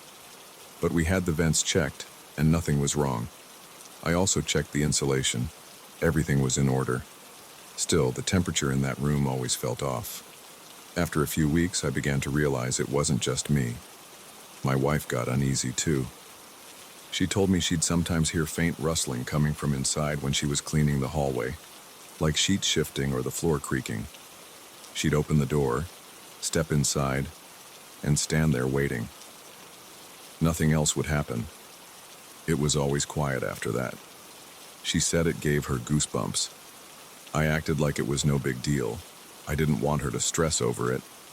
But deep down, I hated going near that door. Every time I approached it, I felt my stomach tighten. One night around 3 in the morning, I woke up to go to the bathroom. The hall was dark and I was half asleep. I heard something. It sounded like a whisper coming from the guest room. I can't say I heard words, but it was a low, muffled sound, like someone talking under their breath. My first thought was that my wife might be inside, maybe looking for something, but she was still in bed, sound asleep. I felt my chest tighten. It was that clench in my ribs you get when you sense something's not right. I stood in the hallway, a few feet from the guest room door. My hand moved toward the handle, but I hesitated. Then I heard it again. Faint, but definitely there. I pushed the door open. The corridor light swept across the bed, the chair in the corner, and the dresser against the wall. At first, I didn't see anything. Then I noticed a shape near the foot of the bed. It was small, barely visible in the shadow. I felt a cold wave run through my spine. My mouth went dry and I couldn't move for a second. I blinked and it vanished. There was no noise, no gust of air. It just wasn't there anymore. I stood for a moment, my heart pounding so hard I thought it might wake my wife. I snapped on the room's overhead light and stared at every corner, even under the bed. Nothing. I backed out of there, flipped the switch off, and hurried to my bedroom. I laid awake for the rest of the night. My chest felt heavy, and the silence of the house became deafening. I listened for any little sound. I couldn't fall asleep again. The next morning, I forced myself to go back in. The curtains were closed, and the lamp was off, same as always. But the bedspread was rumpled, like someone had sat or slept there. I know how that bed looks when it's freshly made. My wife always pulls the cover tight. That morning, it looked used. I called my wife, and she came in, saw it, and frowned. She asked if I'd been in there during the night. I told her what happened. Her eyes widened, and she glanced around the room. She walked over to the bed, smoothed the cover, and ran her hand along the edges. Then she touched the pillow. It was warm, as if someone's head had been resting there. She didn't say a word. She just looked at me, then walked out. That day, I decided to talk to a couple of neighbors. They've lived on our street for decades. I asked if they knew anything about our house's past. They said the previous owner lived alone. They also said there were rumors of a personal tragedy, but nobody gave me specifics. Maybe they didn't know the details, or maybe it was just old gossip. I only got vague hints that something sad happened in that house a long time ago. That was enough to set me on edge. I wondered if there was some leftover energy or presence. I'm not a big believer in the paranormal, but I couldn't explain the stuff we were experiencing. A few nights later, I was watching TV with my wife in the living room. She dozed off on the couch. Around midnight, I heard movement in the hallway. It sounded like soft footsteps. My first instinct was to assume one of my in-laws might have dropped by and used the bathroom or something, but we were alone. I muted the TV and listened. The steps were slow, like someone walking carefully. Then there was a thump, like something lightly hitting the guest room door from the inside. My throat went dry and I felt that cold tension in my chest again. I got up and walked to the hallway. The door was closed, but it felt like someone was on the other side. I opened it quickly. The light from the living room spread across the floor. The chair in the corner was slightly turned, not in the same position as before. My wife and I rarely enter that room, so we don't move the furniture around. I couldn't explain it. I walked over and touched the back of the chair. The wood felt oddly cold. I stayed there for a minute, scanning the walls, the ceiling, the bed. No sign of anything. I put the chair back in its usual angle and left the light on when I walked out. I started sleeping poorly after that. I'd wake up at the smallest sound, expecting to hear whispers or see that silhouette again. Sometimes I'd get up and check the guest room just to calm myself down. The temperature difference was always there, like stepping into a fridge. My wife said she felt uneasy every time she passed by, but she tried to ignore it. She said it was just a room and that we shouldn't freak out over a few odd noises. A week later, she admitted she'd been having strange dreams. She told me she heard crying and a voice calling out in the night, but she couldn't remember the words. She said it felt close, like it was right beside her. She'd wake up with tears in her eyes, not understanding why. That bothered me. She's a logical person and doesn't get rattled easily. Seeing her so tense made me more uneasy. I suggested we store some boxes in the guest room, maybe keep the lights on for a few nights, see if anything changed. She agreed. We moved some old stuff inside, placed a few plastic bins against the walls, and left a small lamp on. For 2 nights, nothing happened. Then, on the 3rd night, the lamp was off in the morning, even though I remembered leaving it on. I checked the bulb. It wasn't burnt out. I turned the switch, and it lit up perfectly fine. I started feeling a knot in my stomach whenever I walked through the hallway, like I was holding my breath automatically. The house felt normal everywhere else. The living room was cozy. The master bedroom was the same as always. The kitchen was warm and inviting. But that guest room felt off. Even my in-laws refused to stay in there. They'd say something like, "We're good on the couch," whenever they visited. They didn't give a clear reason, but I saw them glance at that door. One evening, I decided to stand in the hallway and watch the door for a while. It felt strange, but I wanted to see if anything would happen if I just stood there quiet. My wife was at work. The house was silent except for the hum of the refrigerator. I stood there for maybe 15 minutes just staring. I caught a faint scratching sound at one point. It was almost like nails on the wall or on the floor, but very soft. My palms got sweaty. I opened the door again. The light from the hallway spilled in. The scratching sound stopped. The bins we had stacked in the corner were untouched. The bed looked fine. I walked in and flipped the overhead light on. My breath caught when I saw the chair turned again. It was slight but noticeable. I walked over, set my hand on it, and felt that familiar cold. It was like it had been pulled away from the corner. I shoved it back. Then I turned around and left. My mind was racing. I started wondering if I was losing it, if I was seeing or feeling things that weren't actually there. That night, I talked to my wife about calling someone to check the place out, maybe an electrician or an inspector to see if there was a wiring issue or some structural anomaly. She agreed, so we called a local guy who had a good reputation for identifying cold spots, leaks, or anything unusual in old houses. He came by, checked the insulation, checked for mold, tested the HVAC system, even scanned the walls for moisture or cracks. He said everything was in perfect condition. He couldn't find any logical reason for that part of the house being colder. He left without a solution. After that visit, I tried to convince myself everything was fine. The next few nights were quiet.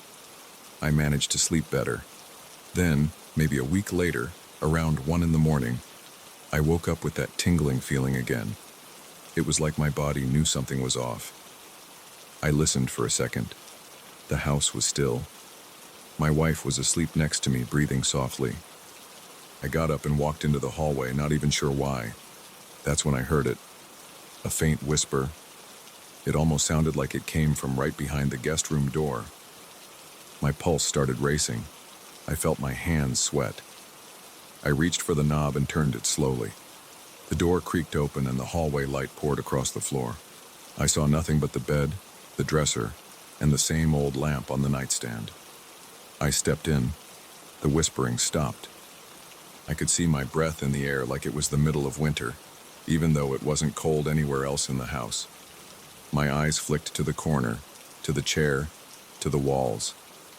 Then I saw movement by the window. There was a shape there, small and indistinct. I froze. My breathing was shaky. I blinked, and it vanished again. At that moment, the lamp flickered. The bulb hummed, then went dark. I was left with only the corridor light. I backed away, closed the door, and hurried to my bedroom. I lay awake until dawn, wide-eyed and sweating. My heart was in my throat. I couldn't block out the image of that figure near the window. I kept thinking about the stories the neighbors mentioned, about the old occupant and some tragedy. I didn't know if there was a connection, but I couldn't deny the weird things happening in that room. My wife woke up around 7. She asked if I was okay, and I just shook my head. I said, "I can't deal with that room anymore. I don't want to go in there alone." She looked at me and nodded. She felt the same. I tried to go on with my life, ignoring it as much as possible. But every time I walked down the hallway, I felt that cold, uneasy spike in my gut. The house didn't feel entirely like home anymore. I caught myself avoiding the last few steps near that door. If I needed something from the hall closet, I walked quickly, grabbed what I needed, and left. My wife did the same. The sense of relief I felt each time I passed that door without hearing or seeing anything was intense. Right now, we keep that door shut at all times. There's a tension hanging in the air whenever we're in the hallway, especially at night. Sometimes I hear soft creaks from that room. Sometimes I think I see a shadow moving near the gap at the bottom of the door, but I try to brush it off. My wife and I hardly speak about it anymore. We don't have answers, and it scares us. We haven't told many people because we're afraid they won't believe us, or maybe they'll believe us too much, and that might make it worse. All I know is that the guest room feels occupied, even when it's empty. The bed still ends up with rumpled sheets from time to time. The chair keeps shifting its angle. The air still chills my bones when I cross that threshold. And there are those whispers always late at night, always faint and close to the door. I don't know how to explain any of it. I just know I'm not imagining things. Something is in there and I don't think it wants to leave. For now, I try to live with it. I lock the door sometimes, though it doesn't change anything. My wife and I are thinking about repainting the walls or changing the furniture, maybe turning the space into an office. But deep down, I'm not sure that will help. That room already feels claimed by something I can't touch or see for more than a split second. Every night I go to bed hoping I won't hear that soft voice or see that short figure. Every morning I wake up relieved the door is still shut, but I never feel completely safe. I'm not sure I ever will.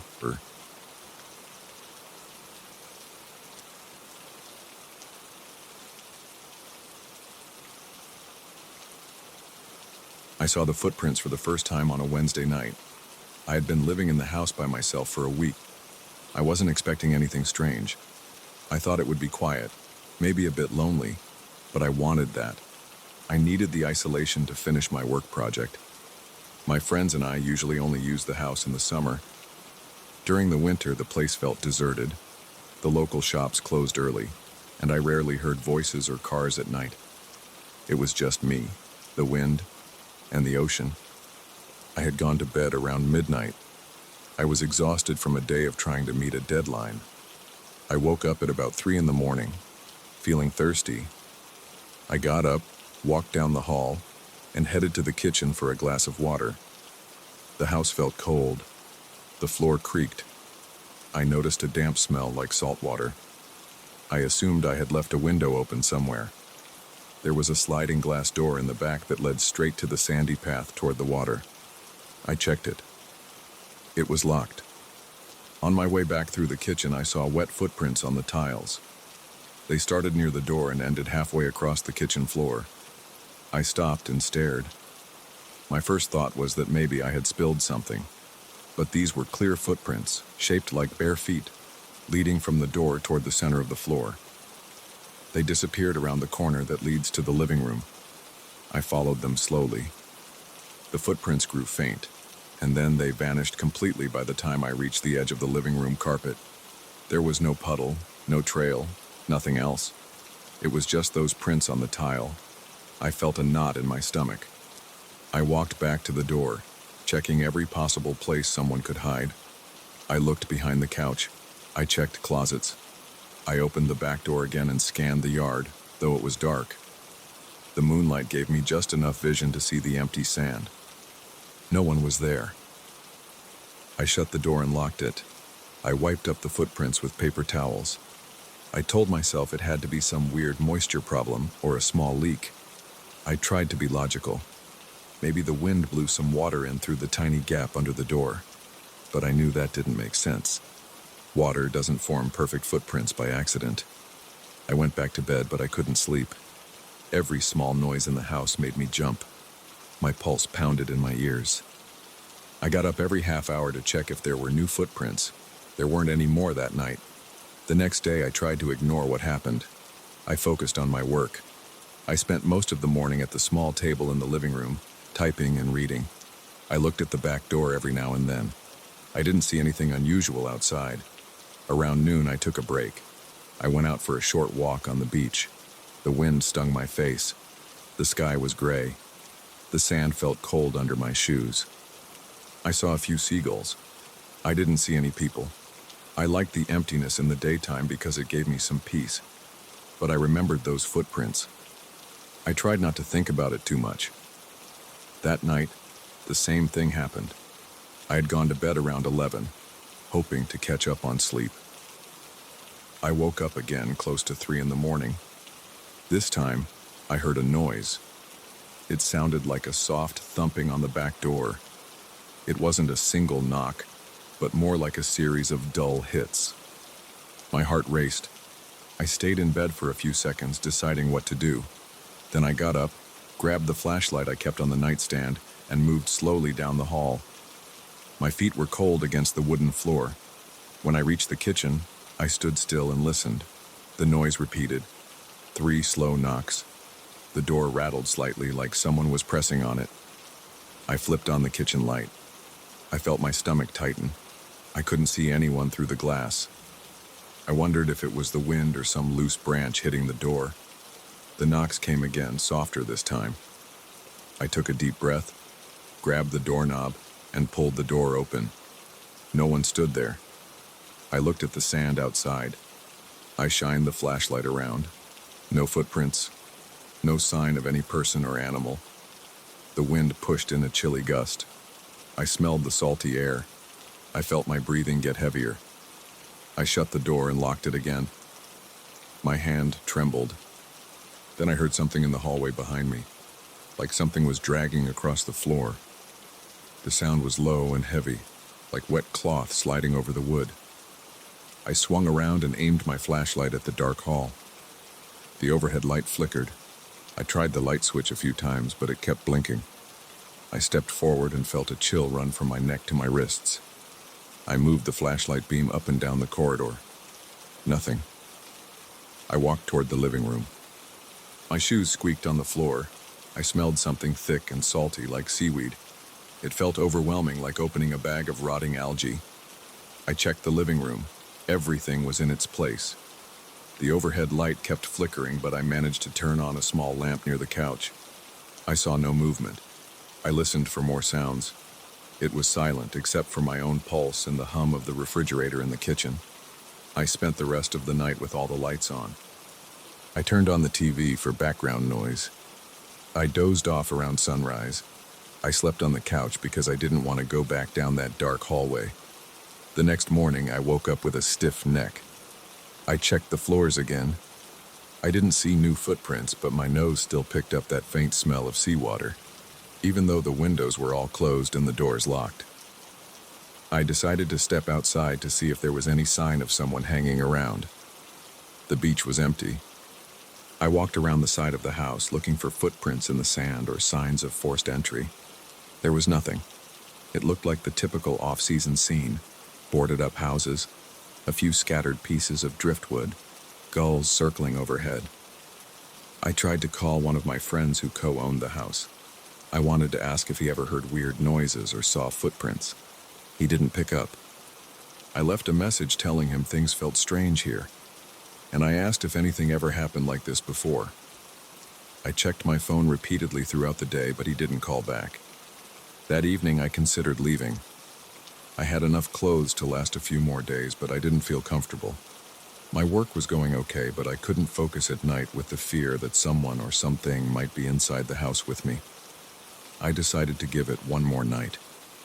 I told myself maybe the house was just old. Sometimes old pipes cause weird sounds. Maybe the footprints were just a bizarre trick of condensation or something else.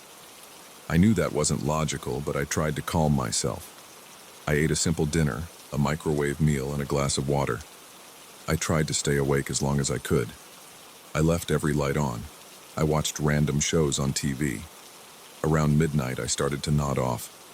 I felt tired, but also on edge. My muscles felt tense and my eyes burned from lack of sleep. I went to the bathroom, brushed my teeth, and decided to go to my bedroom. I left the bedroom light and the hallway light on. I closed the bedroom door, locked it, and went to bed. I woke up again around 3 in the morning. This time, I didn't hear knocks. I heard something scraping along the walls outside my room. It was a steady scratch, like nails against wood. My heart pounded. I felt sweat on my forehead. I reached for my phone. I wanted to call someone, but I realized I had no idea who would come out here in the middle of the night. The nearest police station was far, and I wasn't even sure if anything criminal was happening. I got up and unlocked my door. I opened it a crack and peeked into the hallway. I saw the overhead light flickering again, weaker this time. I smelled that same salty odor. The scratching noise grew louder. It sounded like it was right next to me, but I couldn't see anything. The corridor looked empty. I whispered, "Hello?" but got no answer. My mouth felt dry. I walked slowly forward, flashlight in hand. I kept glancing behind me. I felt like something was about to jump out. I reached the kitchen. Everything was dark. I flipped the switch, but the overhead light just flickered before going out completely. Only the stove light was on, casting a dim glow across the counter. I saw droplets of water on the floor. They formed a small trail leading from the back door to the center of the kitchen again. I crouched down and touched them. They were cold. I stood up and followed the droplets as they continued toward the living room. They ended right where the carpet started. I heard that dragging noise again, coming from the living room. I stepped in carefully. I flicked on the floor lamp. It kept blinking, but it stayed on enough for me to see the furniture. I noticed movement near the window. I turned, and for half a second I saw what looked like a figure standing by the curtains. It was tall, but I couldn't make out features. Then the lamp blinked off, and I couldn't see anything. My heart thundered in my chest.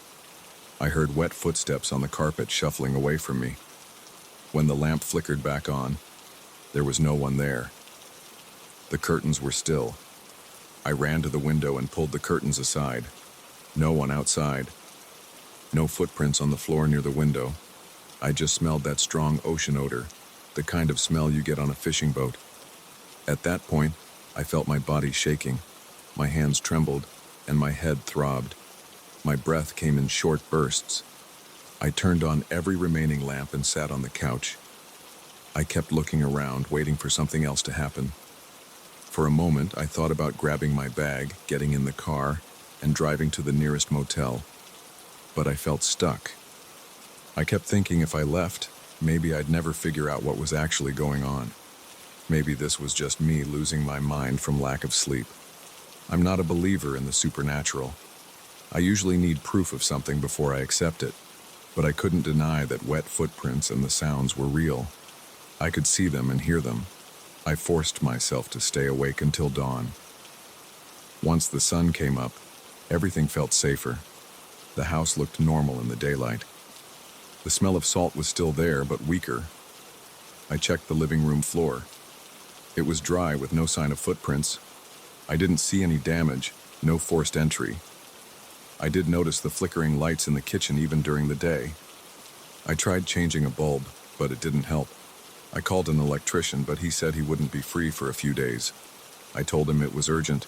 He promised to try his best. Around noon, my friend finally called back. I explained what happened. He paused for a few seconds before answering. He said he never saw anything like that, but he also never stayed there alone in the winter.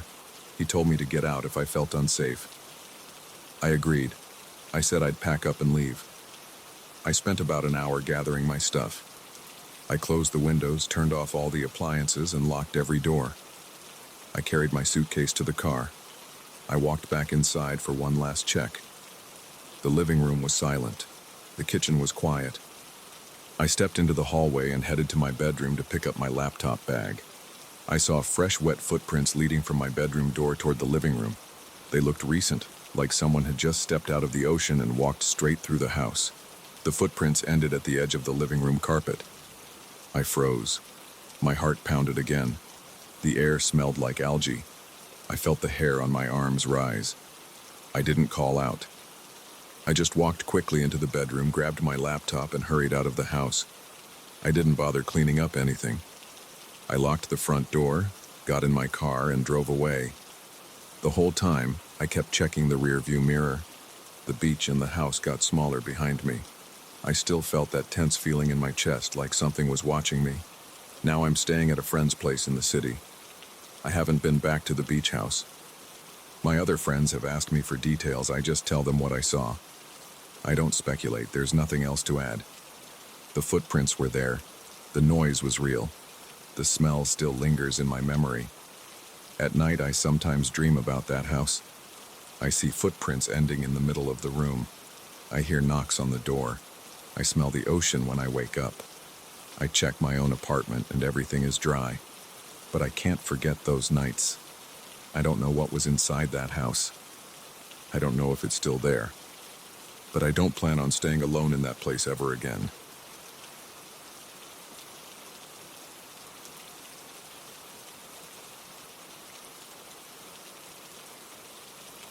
I moved into this building about 6 months ago, right after I started a new job downtown. The place is old, more than 100 years, with thick walls and a lot of dusty corners. The elevator sits in the middle of the lobby. It has a metal gate inside that you have to slide open and shut by hand. The exterior doors are heavy and creak when you pull them. The interior panel is scratched metal with buttons that sometimes stick. I noticed from day one that it looked worn. I wasn't too worried at first. I've seen older elevators in other buildings and most of them still work well enough, but things here feel different. On my first night moving in, the elevator jerked a bit when it started. I heard a loud thump somewhere above me, like something hitting the shaft. I shrugged it off. It was late, and I was tired. I pushed the button for the 4th floor, stood there, and stared at my reflection in the mirror on the back wall. I remember thinking I looked exhausted. The mirror had these rust spots along the edges. The elevator rattled and slowed, then stopped. The gate slid open easily, and I stepped into the corridor. The hallway light flickered. The entire floor smelled damp, like old concrete. I got into my apartment, unpacked a little, then fell asleep on the couch. Nothing strange happened that night beyond the usual old building stuff. A couple of weeks later, I left for work early in the morning. I got into the elevator and pushed the button for the lobby. The panel's little light bulbs behind the numbers were faint. It started going down, but instead of stopping at the 1st floor, it jerked again and came to a halt on the 7th floor. That didn't make any sense. I stood there waiting for the door to close again, but it opened wide. The corridor was dark. I didn't see anybody standing there. I kept waiting. I called out, "Hello?" Nobody answered. I'm not sure why, but my stomach tightened a bit. Something about that empty, dark hall gave me a chill. I pushed the button for the lobby again. The gate slid shut, and the elevator resumed its ride down. When I reached the lobby, I asked the doorman if someone had pressed the call button on 7. He said the 7th floor had been empty for years. He didn't offer any more details. I just nodded and left for work. Over the next few days, nothing else happened. I went to work, came back, used the stairs sometimes, used the elevator other times. The elevator felt creaky, but it worked. Then one night I got home later than usual. It was around 9. I was carrying a heavy bag of groceries, so I decided to take the elevator instead of the stairs. The moment I got in, I noticed the overhead light flickered. It does that occasionally, but that night it flickered more intensely. The panel buzzed when I pressed the button for the 4th floor. The gate closed and we started moving. A second later, we stopped at the 6th floor. The door opened. The hall lights were off. I looked out and saw nothing. It was silent. No one stepped in. Then the door shut again. The elevator went up one more floor, then back down, then up again, stuttering like it was confused. The movements felt rough. My heart started pounding because I wasn't sure if the elevator was about to break. Finally, it reached the 4th floor. The door opened, I rushed out, and the lights in the corridor were partially dim. I walked to my door, got inside, locked it, and put the groceries down. My hands were sweaty and my legs felt a bit shaky. I took a deep breath and tried to calm down. I chalked it up to mechanical issues. 2 weeks later, I came home from work around 8 at night. I was in a hurry, so I called the elevator again. When the door slid open, the interior light was out. The only illumination came from the tiny bulb on the panel. It was enough to see the floor and the mirror, but it felt gloomy. I stepped inside and slid the gate closed. As I turned around to press the 4th floor button, I caught a glimpse of something in the mirror. It was like a shape behind me near my shoulder for half a second. I jumped and spun around. Nobody was there. My heart raced, and I felt the hair on my arm stand up. I told myself my eyes were playing tricks. I pressed the button again and waited. The elevator rose a bit, paused, and then opened on the 7th floor. That same pitch-dark hallway greeted me. I leaned forward to see if maybe the lights had burned out, or if a resident had turned them off. It was completely silent and still. No movement, no sound of footsteps. My hands felt clammy. I pressed the door close button. The door took a few seconds to respond. When it finally did, I heard a faint whisper. It was right by my ear, like someone breathing a single word I couldn't understand. My heart pounded. I was sure I felt warm breath on my neck. I spun around fast, checking the corners of the elevator. Still empty. The door slid shut, and the elevator started moving again. I stood there, my back against the panel, holding the railing. When it reached the 4th floor, I rushed out. My skin felt cold, and I was breathing hard. I hurried to my apartment and locked myself in. Later that night, I sat on my couch with the lights on. I tried to rationalize. Maybe the whisper was the elevator's mechanical hiss. Maybe the shape in the mirror was a reflection of the corridor light flickering. But it felt off. My hands were shaky, and I kept thinking I heard faint noises in the hallway outside. I decided to check the building's history. I went online, searched the address, and dug through old newspaper archives. I found a small article dated a few decades ago. It mentioned a serious accident with the elevator. The article said there was a problem with the protective gate. It didn't give many details, but it implied that the elevator had malfunctioned and injured someone badly. The building management at the time had been fined for neglect. That was all I found. I closed my laptop and tried to sleep. But every time I dozed off, I heard that whisper in my mind. For a while, I avoided the elevator. I took the stairs whenever possible. My legs were burning after climbing 4 floors every day, but I didn't want to deal with that flickering light or random stops. One night, the stairs were blocked by cleaning equipment. A maintenance worker was mopping and had big buckets in the way. I decided to bite the bullet and take the elevator again. It was almost midnight. I was exhausted from a long day at work. I stepped inside, pressed the button, and stared straight at the floor. The elevator shook a bit and started moving. Right when I thought it would go smoothly, it slammed to a stop at the 5th floor, jerked, and the doors opened. The corridor light was dim, but at least it wasn't pitch black. Nobody was there. I waited for the door to close. It took longer than usual. I felt a prickling along my neck as if someone stood behind me. The mirror was to my left, so I glanced over. At first, I only saw my reflection. Then the reflection kind of warped for a second, like the image flickered. I saw a shape pass behind me. I turned around and looked. Nothing. My breath caught in my throat. The elevator door finally closed. It started moving again, and I felt my knees go weak. My body felt tight, and my breathing was shallow. When I got to the 4th floor, I practically jumped out before the doors were fully open. I kept my distance from that thing for the next month. I sometimes heard strange mechanical noises echo through the stairwell, like the elevator was shuddering or clanging. The doorman said the building manager had called a repair crew a couple of times. They found some issues with the wiring and a misaligned door sensor. They supposedly fixed it, but the weird stops kept happening. People in the building talked about it in hushed voices. Some residents said they only used the elevator if they had a lot of bags. Others said they had seen the doors open on random floors late at night. Everyone assumed it was old wiring and nothing more. Then one night around 7, I was bringing takeout home. I had a big bag, so I got in the elevator, hoping I'd make it to the 4th floor without an incident. The elevator started up normally, but it stopped at the 1st floor before it even got going. The door opened, but I didn't see anyone in the lobby. Then it closed right away and continued upward. It stopped again at the 3rd floor, opened, no one there. This time I noticed a weird smell like burning plastic. The overhead light flickered, and the mirror looked warped in the corners. The door shut slowly, and the elevator resumed its climb. My pulse was racing. I gripped the railing. The next stop was the 7th floor again. I exhaled sharply.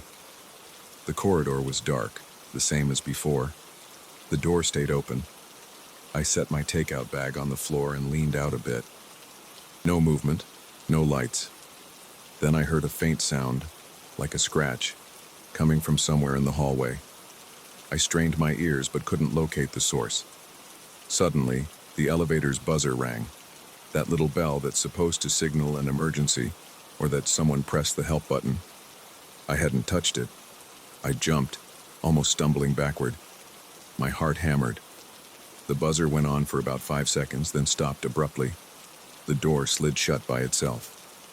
The elevator dropped a bit, like it lost power. I clutched the side. It caught itself, then went down to the 4th floor and opened the door. I grabbed my takeout, jumped out, and ran to my door. My hands were shaking so badly that I could barely fit the key into the lock. Inside my apartment, I set the food on the counter and leaned against the wall. I could hear my heartbeat in my ears. I felt a rush of adrenaline, like I'd just been chased. My breathing was ragged. I didn't want to eat. I didn't want to do anything but sit and try to calm down. I turned the TV on for background noise. I kept thinking about how that buzzer rang on its own. There was no reason for it to go off. Usually you have to press a button in the elevator to trigger that sound. I wondered if there was a short circuit or some mechanical error, but the way it started and stopped so abruptly made me feel uneasy. After that, I tried to find more details about the accident from years ago. I spoke with an older resident, a man who'd lived there for decades. He said the gate had malfunctioned, and a person got trapped between floors for a while. He mentioned that the person's injuries were severe, but he didn't say they died or anything like that. There was a rumor that this individual never fully recovered. Some neighbors believed that something remained in the elevator. I asked him if he ever experienced weird stops or random door openings. He just nodded and said, "That elevator doesn't work right. Hasn't for decades." He wouldn't elaborate. He just walked away. That conversation left me feeling tense. Every time I use the elevator now, I feel my muscles tighten. My heart beats faster. I try not to look in the mirror, but it's hard not to glance. That reflective surface is right there, covering almost half the back wall. I've seen movements that don't line up with my own reflection. I've heard faint breathing, and I've felt someone behind me. Sometimes there's a soft laugh right next to my ear, and I can't tell if it's a trick of the building's old structure or something else. Once the overhead light turned off completely while I was inside, and for a second, I was in pitch black. I pushed the button for my floor repeatedly, and it came back on, showing me the empty space around me. My throat was dry. My hands were slippery with sweat. I told the building manager about everything.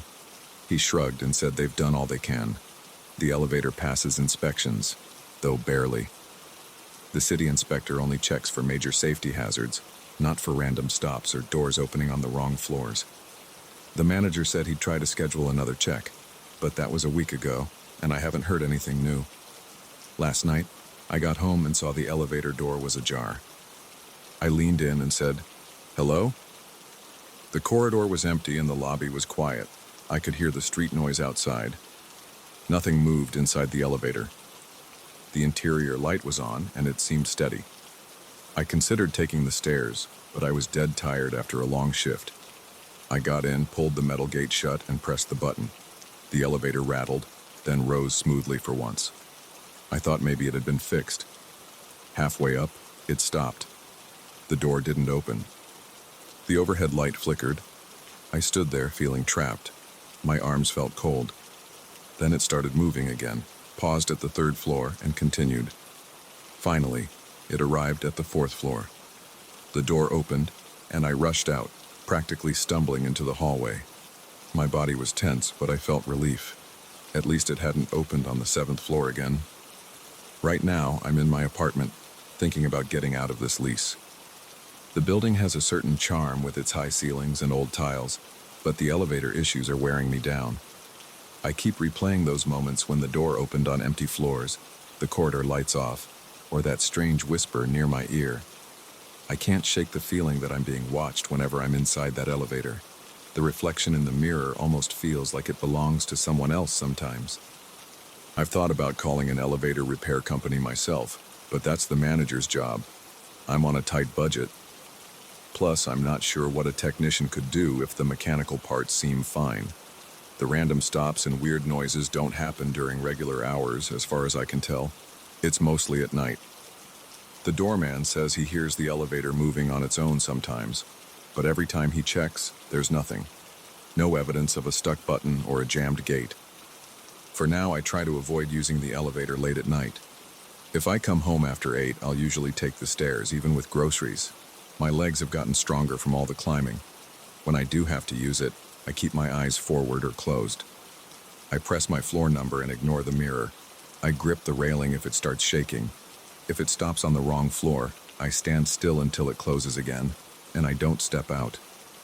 Every time the door closes and the elevator resumes its journey, I feel my heart pounding, waiting for a whisper or some unexplained breath on my neck.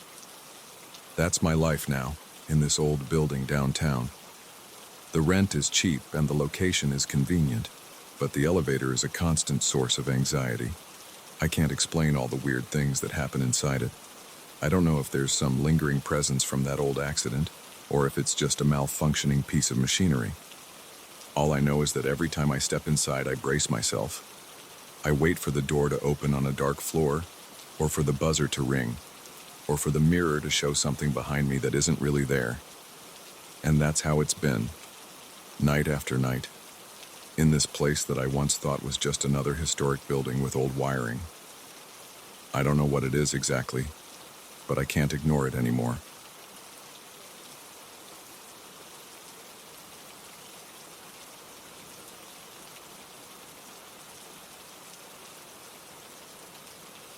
I remember the day I brought my grandfather's painting into my apartment. It was the same painting that had been in my parents' living room for as long as I could remember. It showed a calm lake with a single oak tree on the shore. The sky was a bright shade of blue, and there were small clouds in the distance. My grandfather had painted it before he passed away. I always felt drawn to it, even as a kid. After my parents died, I inherited the painting and decided to hang it on the main wall in my living room. It felt right to have it there. I had no idea I would start noticing strange things within a few days. On the first night, I sat on my couch after a long day of unpacking. I turned on a small lamp next to me and glanced at the painting. The water's reflection looked darker than I remembered. The outline of the oak tree on the lake's surface seemed a bit distorted, like someone had smudged the paint. I leaned in to look closer. but I wasn't sure if I was just tired or if it was truly different. I shrugged it off and went to bed, thinking I was just stressed. The next morning I made coffee and looked at the painting again. Under the sunlight from the window, it looked normal. The reflection wasn't as dark as it had seemed the night before, and the leaves on the tree looked fine. I felt a little silly for worrying about it. I convinced myself I was imagining things. But around noon, as I walked past it, I felt a slight chill on my arms. The painting seemed to draw my attention again. That's when I noticed a cluster of leaves near the top of the tree that looked slightly withered, like they were losing color. I didn't remember seeing that. The rest of the tree looked healthy and green, but that small patch looked dry. I stood there for a minute, staring at the painting. Then I stepped back, trying to see if there was a trick of the light. I turned on an overhead light, but it only made the spot more noticeable. I touched the surface gently. It felt like any other painted canvas, smooth and a little uneven where the brushstrokes were thick. I didn't feel wet paint or any weird texture. I just saw a small area that looked different from my memory. Over the next few days, I felt more uneasy. I started to notice small changes every time I looked at the painting. One afternoon, I swore I saw a small dark shape near the base of the oak tree. It could have been a rock or a shadow, but I was sure it hadn't been there before. I couldn't remember every tiny detail from my childhood, but I had spent years staring at that painting in my parents' house. That shape stood out. It looked like an animal crouched down, or maybe just a cluster of brushstrokes that formed a shape my mind turned into an animal. I couldn't tell. I tried to focus on my daily routine, but I found myself glancing at the painting too often. Each time, my stomach tightened a bit because I thought I might see something else that didn't fit my memories. On the fourth night, I had trouble sleeping. I kept dreaming about my grandfather. In the dream, he stood by the lake and called my name. He didn't look upset or angry. He just looked focused. I could see his lips move, though I didn't hear clear words. I felt stuck in place, like my feet were glued to the ground. Then I saw the oak tree in the background, and it looked enormous, almost bigger than the frame of the painting. I woke up sweaty, breathing fast. I jumped up and switched on the living room light. The painting looked normal at first glance, but then I noticed a faint outline of something near the trunk of the tree. It looked like a human figure in the distance. It wasn't detailed. It was more like a faint smudge, shaped like a person standing there. I rubbed my eyes and moved closer. My hands were shaking a little. I touched the painting again, pressing my fingers against that area. It was dry. The figure was there, but it was very faint. I didn't sleep much that night. I paced around my living room. I tried to find reasons for what was happening. Maybe the painting was old. Paint can crack or change color over time. Maybe the light in my apartment was different from my parents' house. But I couldn't explain how these details seemed to appear almost overnight. I decided to take a photo with my phone so I could compare it to the painting day by day. The next morning, I took another photo in the same spot and at the same time of day. I compared the two images and noticed the figure was slightly darker than it had been in the first photo. My heart pounded when I saw it. It was still a vague shape, but it looked more solid. I zoomed in and saw a hint of a head and shoulders. It wasn't just a random smudge anymore. I deleted the photo, then took a fresh set of pictures from different angles. In every shot, the figure was there. I tried to calm myself by fixing a late breakfast, but I felt like someone was watching me. That evening, I decided to keep the lights on in the living room before I went to bed. I slept on the couch because my mind kept jumping back to those images on my phone. Around 2 a.m., I woke up from another dream about my grandfather. This time, he was waving at me from the shore of the lake. His mouth was moving again, but I heard only faint sounds like distant wind. My heart hammered in my chest. I turned on the bright overhead light and looked at the painting. My body tensed up. The figure was clearer now. It looked like a person standing behind the oak tree, leaning forward to peek out from behind the trunk. I grabbed my phone and took more photos. My hands were shaking so much that some pictures came out blurry. I wiped sweat from my forehead and took a few more. Then I sat down at my kitchen table to look at them. In each picture, the figure seemed to have a slight forward tilt, like it was trying to step out. I felt a tightness in my chest. I drank some water and forced myself to breathe slowly, but my nerves didn't settle. Over the next week, I tried everything I could think of to make sense of this. I used different phones, different cameras, different lighting. The images always showed the figure. Sometimes it looked darker or closer to the foreground. Some days, the leaves of the oak tree looked more wilted than before. The reflections in the water grew heavier and murkier, like the water itself had turned muddy. I even tried wiping the painting with a dry cloth, but nothing changed. I talked to a friend about it, but I left out the details. I just said I was stressed about old family stuff. I couldn't bring myself to explain that I thought my grandfather's painting was changing in front of my eyes. One night I felt so unsettled that I decided to move the painting to a spare room. I took it off the wall and carried it carefully. As I moved it through the hallway, I felt like the air turned cold for a moment. My arms got goosebumps. I stood still, holding the painting against my chest, until I felt normal again. Then I put it down in the spare room and leaned it against a wall. I closed the door. I thought maybe if I didn't see it, I wouldn't obsess over it. Maybe the changes would stop. But I still couldn't sleep. I felt drawn to that spare room. I kept picturing my grandfather in that dream, motioning for me to come closer. My heart felt heavy. I walked to the door, turned the knob, and opened it. The room was dark except for the faint streetlight coming through the window. The painting was there, tilted against the wall. At first, I didn't see anything unusual, but as my eyes adjusted, I noticed that the figure seemed to be standing in front of the tree now, not half hidden behind it. It was out in the open, next to the trunk. I felt short of breath. My body was stiff and my mouth went dry. I switched on the ceiling light and stepped closer. I saw more details in the figure. It looked like a person with a blurred face. The clothes were dark, almost the same color as the shadows by the trunk. My hands shook. I wanted to drop the painting and run, but I also wanted to figure out what was happening. I took more photos, then walked backward out of the room and closed the door. I stayed awake until the sun came up, just scrolling through the pictures over and over again. In the morning, I tried to eat something, but my stomach felt tight. I started searching online for any explanation. Maybe there was some chemical in the paint that reacted to humidity or temperature. I spent hours reading about old oil paintings and how they can change color over time, but none of it explained an entire figure forming out of nowhere. That evening, I decided to take the painting back into the living room. I was tired of hiding it. I wanted to confront it, as strange as that sounds. I wanted to make sure I wasn't losing my mind. I placed it on the wall again and sat down in front of it, keeping my phone ready. I waited. Nothing happened at first. I felt silly, like someone expecting a magic trick. After an hour or so, I got up to grab some water. Then I heard a soft scratching sound. My skin prickled. It sounded like something rubbing against canvas, but it was so faint I wasn't even sure I heard it. I rushed back in and looked at the painting.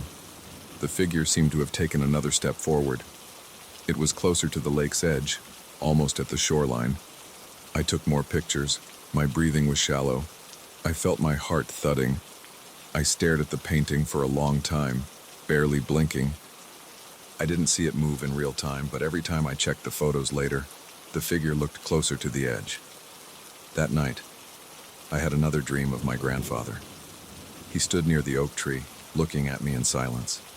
He reached out his hand, but I stayed still. I woke up with my face damp from sweat. My neck ached from sleeping in a weird position on the couch. I forced myself to walk over to the painting in the bright morning light. The figure had reached the water's edge. I spent the next few days trying to live normally, but my mind was on the painting. I cooked meals, went to work, came home, and the first thing I did was check the painting. At times, it looked like the figure had stopped moving, but then I'd compare the newest photo to the older ones and notice a slight change in position. The leaves on the oak tree looked drier. The sky looked a bit more gray. I even thought I saw a ripple in the water. It was as if the painting had an internal logic that was shifting day by day. One morning I woke up and found that the figure was standing at the edge of the canvas, looking out toward the frame. My heart pounded so hard that I felt dizzy. It gave me the impression that it was about to step out of the painting into the room. I didn't know what to do. I grabbed the painting off the wall and turned it around so the front faced the wall. I spent an hour trying to calm down. My throat felt tight, and my eyes burned from lack of sleep. I kept it facing the wall for 2 days. I couldn't bring myself to look at it. On the third night, though, I felt this urge to check it again. My fingers twitched when I reached for it. I turned it around slowly. For a second, I hesitated, bracing myself for some new detail. But all I saw was the same lake, the same oak tree, and the same figure. It hadn't moved further. It was still standing at the very edge of the water looking out. Its features were still vague. I looked for signs of anything else, but it was too murky to see any face. I exhaled and felt a small amount of relief. That night, I slept a full 6 hours for the first time in weeks. I woke up feeling a bit more relaxed. The painting was in the corner, propped against the wall. I went over to it in the morning light. The colors looked a bit pale, but the figure was unchanged. I decided to keep it. I didn't want to destroy something my grandfather made, especially since my parents had cherished it. I don't fully understand how it changed or why it changed. I don't know if my grandfather was trying to send me a message. Maybe it's just my own mind playing tricks on me, fueled by grief and stress. I still check the painting every day. I keep records of the photos and see if anything has shifted. Sometimes I think I hear soft scratching at night, but I try to ignore it. The figure hasn't moved any closer. The oak tree still looks wilted. The sky stays dull. Maybe it's frozen like that now. Or maybe I'm just used to it. I don't know. But every time I look at that figure, I feel a tightness in my chest. I don't think it's just paint. It feels like someone is trapped inside. And sometimes when I'm alone in the apartment at night, I wonder if it's just waiting for the right moment to leave that frame.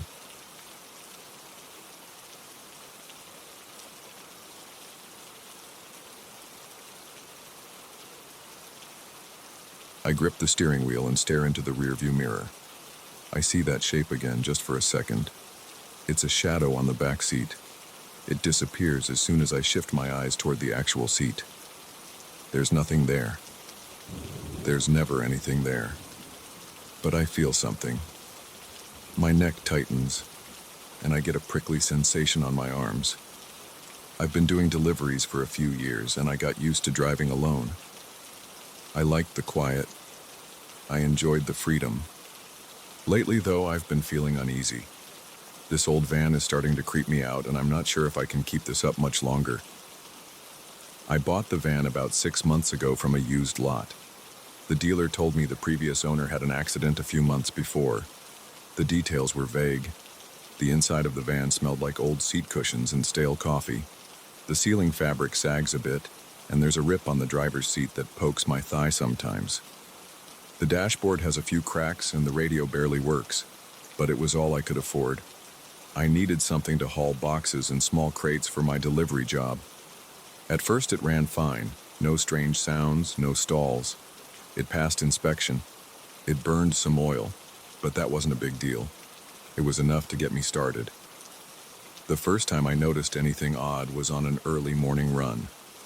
I left the warehouse around 5 a.m., still dark out. The roads were empty, and the only light came from the street lamps and my headlights. I heard a soft rustling in the back as if the seat covers were shifting on their own. I glanced in the mirror and saw a shape. It looked like someone was sitting in the middle of the bench seat leaning forward.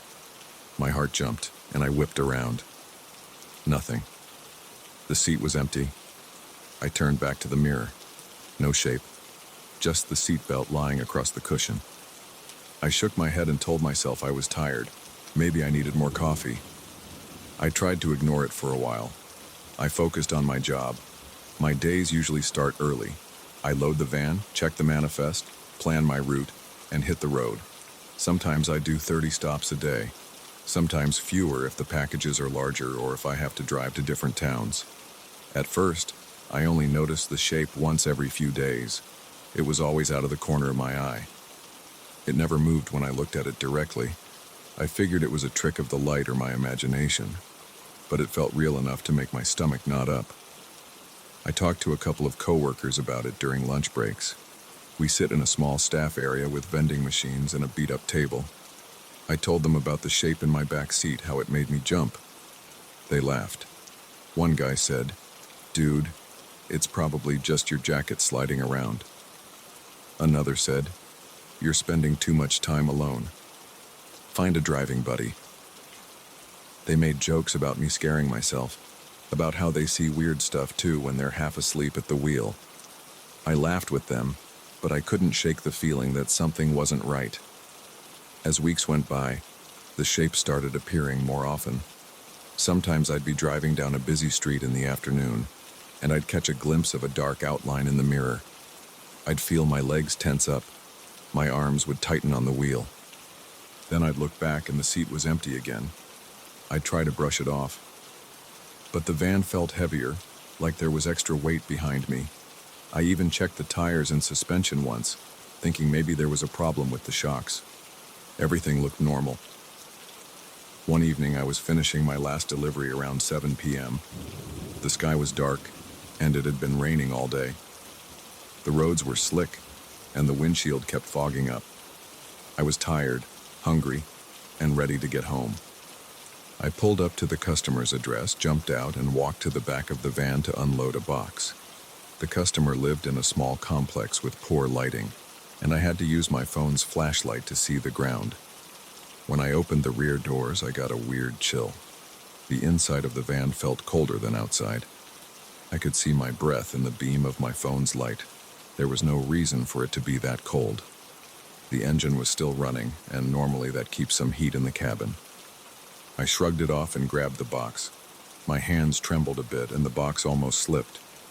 I delivered it, said goodnight to the customer, and walked back to the driver's seat. When I got in, I saw droplets of water on the rearview mirror. They were on the inside of the glass as if someone had touched it with wet fingers. The rest of the windshield and mirrors were dry on the inside. Only that mirror was dotted with moisture. My chest tightened. I grabbed a rag from the passenger seat and wiped it off. I looked back at the rear seat. Empty. I closed my eyes for a moment, took a deep breath, and told myself to calm down. Then I drove back to the warehouse to clock out. I felt an itch on my neck the whole way, as if someone was leaning over my shoulder. The next day I kept expecting to see that shape in the mirror, but it didn't show up until midday on a stretch of highway between towns. It was bright out and the sun was high. I glanced at the mirror to change lanes and saw a dark silhouette behind me. It filled the seat, a tall figure maybe leaning against the window. I shouted and jerked the wheel. My van swerved to the right and I almost sideswiped a small sedan. The driver honked. I straightened the wheel and forced my eyes forward. My hands were shaking. My heart was racing. I slowed down and took the next exit. I pulled into a gas station, parked in a corner spot, and turned around. Nothing in the back. I ran a hand over my face and tried to stop trembling. My shirt was stuck to my back. I was sweating so much. People at the pumps were staring at me, probably wondering why I parked so abruptly. I got out, slammed the door, and paced around the van. I wanted to calm down. I checked the tire pressure. I opened the side door and looked at the seat. There was a small tear in the upholstery, a few stains and some leftover crumbs from my lunch. It smelled like wet cardboard. Nothing else was weird. I kicked the tire and told myself I was being paranoid. Then I got back in and finished my route, but my nerves were fried. That night I tried to sleep, but I kept imagining that shape in my room, sitting in a corner, watching me. For the next few weeks I tried different tricks. I hung a small towel over the rearview mirror. I told my boss the mirror was cracked and I was waiting to replace it. He didn't care as long as I got my deliveries done. Driving without looking into that mirror felt strange, but it gave me some relief. I didn't see the shape, and I started to relax. But I realized I needed the mirror sometimes to change lanes safely. Whenever I lifted the towel, I'd get that uneasy feeling again, so I kept it covered most of the time. I considered selling the van. But I still owed money on it, and I couldn't afford another vehicle. My coworkers teased me every time I mentioned feeling creeped out. They never saw anything in their vans. They told me to listen to music or a podcast to keep my mind off the weird stuff. I tried that. I blasted rock music or random talk shows. It helped drown out my thoughts, but it didn't erase the feeling that I wasn't alone. One afternoon, I was making a short run across town. Traffic was heavy. I was crawling along the boulevard at 10 miles per hour. I noticed the smell of cigarettes in the van. I don't smoke, and I keep the windows closed when the AC is on, but I could smell fresh tobacco. It was strong. I reached out and turned off the AC. The smell was still there. It felt like someone had lit a cigarette right behind me. I glanced in the side mirror. Nothing unusual. I risked a look in the rearview mirror. The towel was off because I'd forgotten to put it on earlier. The shape was there, close to me, as if it was sitting right behind my seat. My heart hammered. I had nowhere to go. Traffic was bumper to bumper. I felt sweat dripping from my forehead. The radio was on, but it sounded muffled, like it was in another room. The shape didn't move. It just stayed there, a dark outline. Then a horn blared. The line of cars was moving, and I hadn't noticed. I pressed the gas and moved forward. I checked the mirror again. It was gone. The cigarette smell faded. I felt my shoulders relax a bit, but then I realized my breathing was shallow, and I couldn't stop my hands from shaking on the wheel. I pulled over as soon as I could and parked in a lot behind a grocery store. My stomach cramped, and I leaned my head on the steering wheel. I mumbled to myself, "Enough of this. Enough." I took a few sips from a water bottle and decided to finish my deliveries for the day. I still had 3 stops left, and I needed the money. But I made a plan. After work, I would talk to my boss and see if I could use one of the spare company vans for a while. Maybe I could sell this one, or keep it only for personal errands. That evening, when I got back, I told my boss I was having mechanical issues with my van. He said they'd let me use a company vehicle for a few days, but not permanently. The company vans have higher capacity, and they're strict about who gets to drive them. He said I'd have to sort out my problems with my personal van soon. I accepted that. I figured a few days away from my own van might help me calm down and see if I was just imagining things. Driving the company van felt like a relief. It was newer, with working AC and a decent sound system. I didn't see anything weird in the rear view. I didn't smell cigarette smoke or feel that cold presence. After a few days, my boss asked if I had fixed my van. I lied and said I had. He said I needed to switch back so the next driver could use the company van. I felt my stomach sink. That night, I stared at my keys on the kitchen table, dreading the next day. The following morning, I got in my old van and sat for a moment before starting the engine. I gripped the wheel and scanned the back seat. It was still and empty. I turned the key. The engine struggled, then roared to life, coughing a bit. I had a short route that day, mostly in town. For the first 2 hours, nothing happened. I started to think maybe my brake had helped me get rid of the anxiety. But around midday, I approached a familiar intersection. The traffic light was red. I slowed down, checked my side mirrors, and then glanced at the rearview mirror. The shape was there again, but it seemed closer than before. It took up most of the reflection. I felt a chill on my scalp. My breath caught in my throat. The light turned green, and I drove through the intersection. My pulse throbbed in my neck. I couldn't look back again. I kept my eyes on the road, ignoring the mirror. My hands tingled from how hard I was gripping the steering wheel. I wanted to scream or pull over and run away. I delivered my last package and went straight back to the warehouse. I skipped talking to my coworkers. I clocked out and left. On the drive home, I kept glancing at the mirror, hoping not to see anything. Every time I peeked, the seat was empty, but I felt tense. I could feel something behind me pressing on the back of my seat. When I parked in front of my apartment, I sat there, engine off, in silence. The streetlights flickered. I felt the seat behind me push slightly. I heard the fabric rub against itself. My eyes darted to the mirror, and for a split second, I saw that shape. Just the outline of a head and shoulders, unmoving. Then it was gone. I almost jumped out of the van, but I forced myself to close the windows, lock the doors, and step out calmly. My legs wobbled as I climbed the stairs to my apartment. All night, I tossed and turned. I couldn't stop thinking about that silhouette behind me. My chest felt heavy. Right now, I'm sitting on my couch staring at the keys to that van. I keep remembering that cold feeling, the sight of the shape in the mirror, the smell of cigarettes that isn't mine. My coworkers don't believe me. I can't afford another van. I'm torn between keeping my job and keeping my sanity. Part of me wants to quit.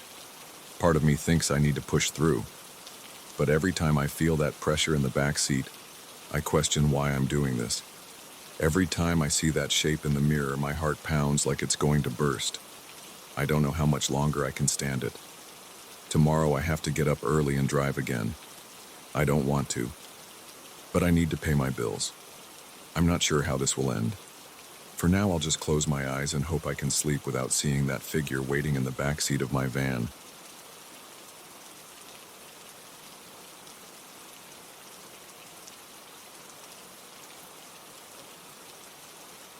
I never expected to feel uneasy in my own apartment. I chose this unit on the 7th floor because it was cheap, had a decent layout, and came with a view of the street below.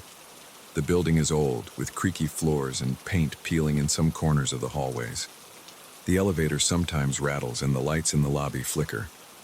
But none of that bothered me before. I moved in a few months ago, and everything was fine until about 2 weeks ago.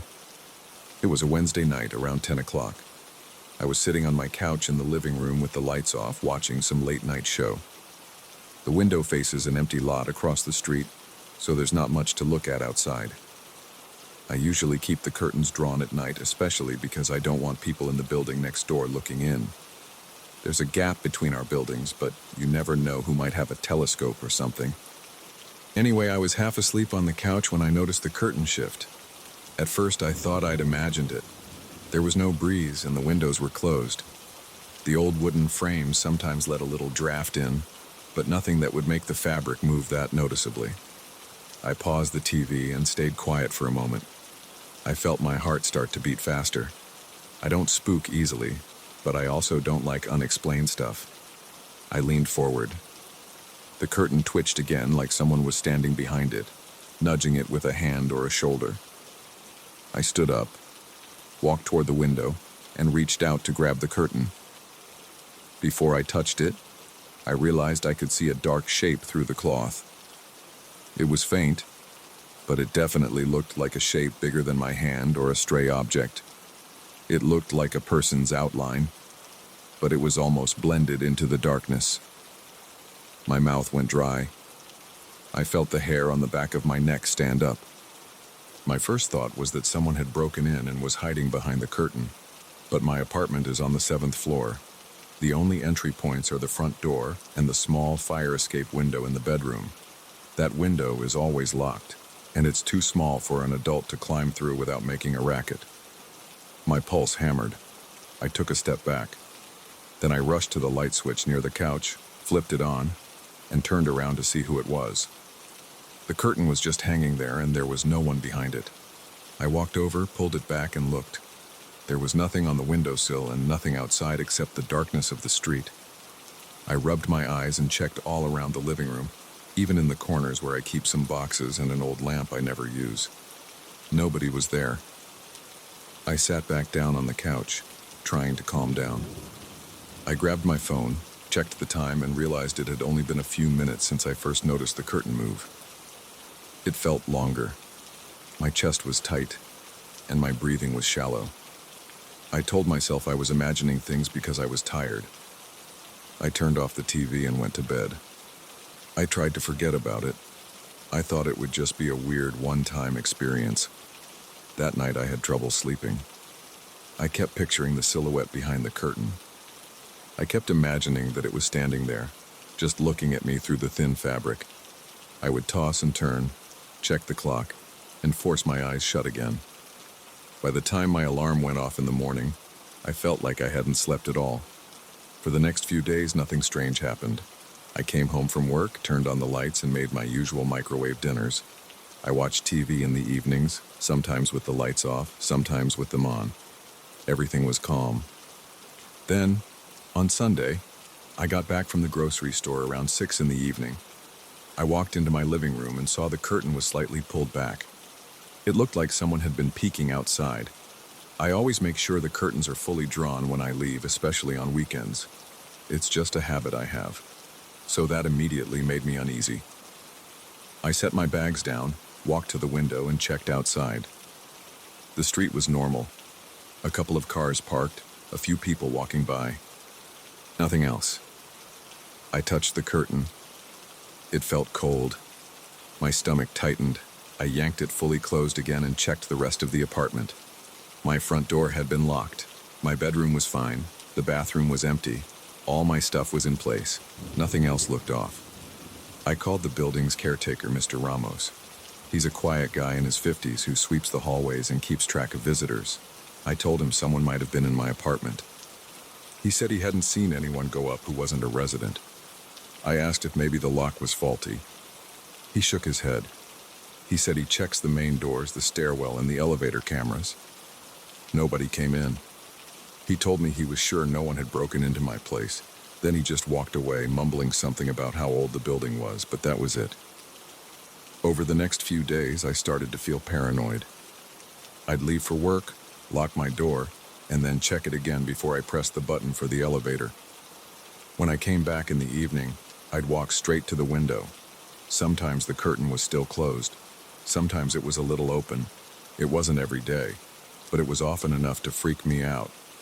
I even tried leaving a piece of tape on the curtain to see if it got moved, and sure enough, when I came home 2 days later, the tape was on the floor. It made no sense. There's no draft strong enough to pull the curtain that far. I asked Mr. Ramos again. He just sighed and said he hadn't noticed anything unusual. He had the same answer every time. He swore that no one without permission got past the lobby doors. I checked the windows for any sign of forced entry. Nothing. I tried sleeping in the living room one night, with the light off and the TV muted, just waiting to see if something would happen. Nothing did, at least while I was awake. But I woke up around 2 in the morning and the curtain looked a bit parted.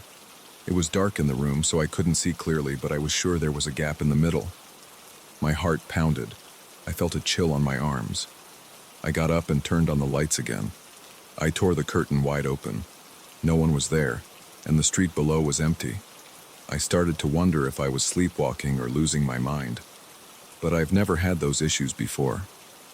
I set up a cheap webcam on my desk, pointed at the window, hoping to record anything strange. I let it run overnight, and then I checked the footage in the morning. At first, I saw nothing but me messing around before bed. Then the screen went dark for a while. I fast-forwarded. Around 3:15 a.m., the curtain seemed to move. It was a subtle motion. The webcam resolution wasn't great, but I could see the fabric shift, and it looked like the shape of a hand pushing from behind. It was one single motion, then nothing. My stomach sank. I replayed it a few times. It wasn't my imagination. Something was there. I took the footage to Mr. Ramos. He shrugged and said maybe it was a draft or the building settling. The windows in this building are old and sometimes random pockets of air slip in. I told him that shape looked like a hand.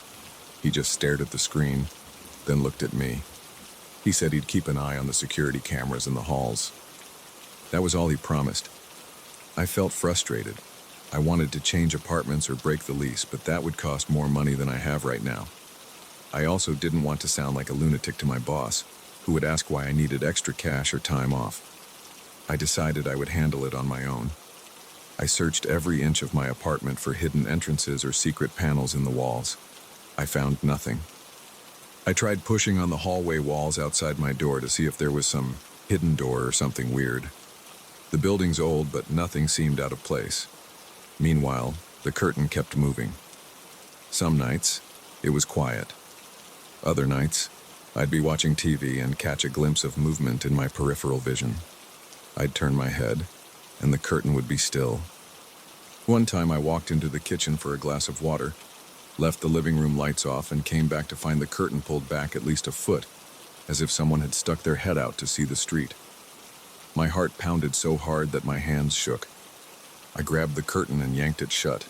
My mind was racing. I couldn't figure out how or why this was happening.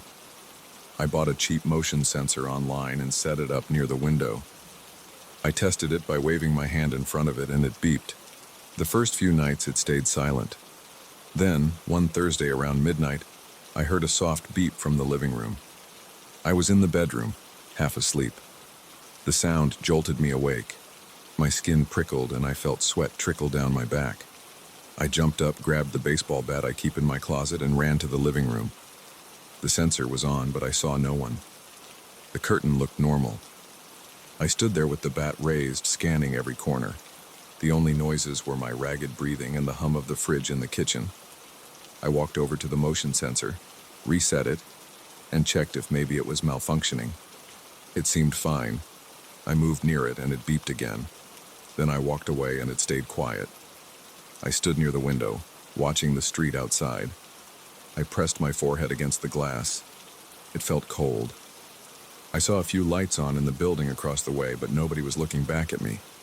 A car rolled by on the street, headlights sweeping across the sidewalk. I noticed the time on the microwave clock in the kitchen. It was 12:07 a.m. I tried not to imagine that shape behind the curtain again.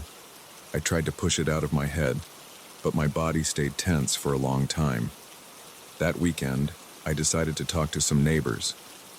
Most people keep to themselves here, but I knocked on the door of the woman in 704. She answered, looking tired. She said she hadn't heard or seen anything strange. She did mention that the building sometimes has wiring issues, so maybe the security cameras aren't reliable. That didn't help much. I also talked to the guy in 710 at the end of the hall. He told me the building used to be a hotel decades ago, and that some rooms have weird leftover fixtures, but he hadn't experienced anything like I was describing. He looked at me like I was paranoid. I thanked him and left, feeling even more alone in this situation. When I got back to my apartment, the curtain was open again, about an inch. I dropped the mail on the table and stood there staring at that gap. My chest felt tight.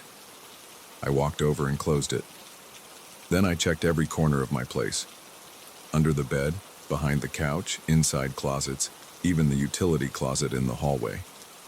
There was nothing. The tension in my shoulders gave me a headache. I sat on the couch, rubbed my eyes, and tried to think of a logical explanation. I came up blank. I realized I was breathing fast, so I forced myself to take slow, deep breaths.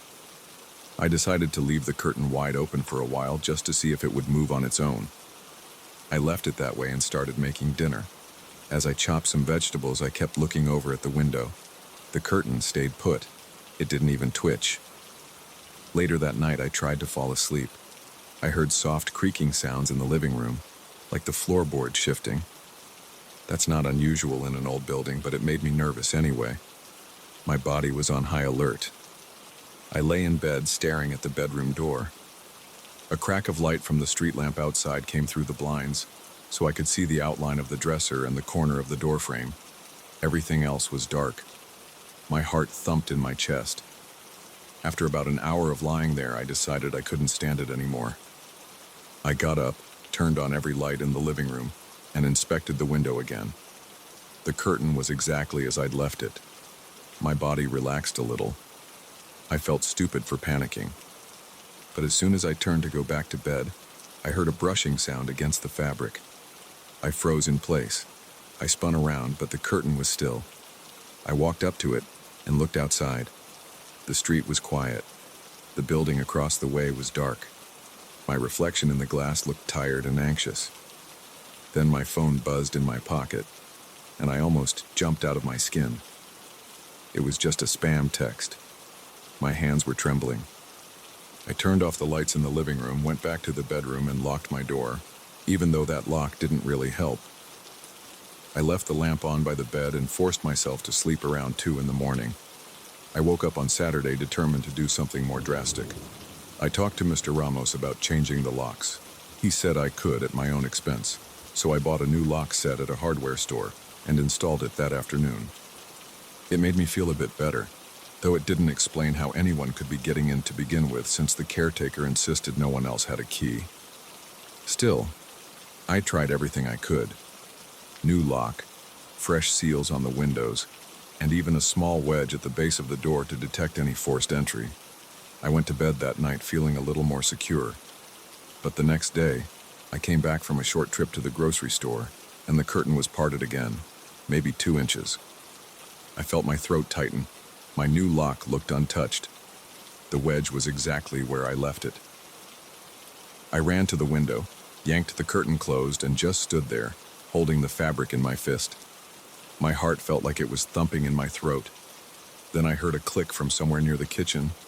I spun around, adrenaline rushing through my veins. I stood there for a full minute, trying to pick out any further noise.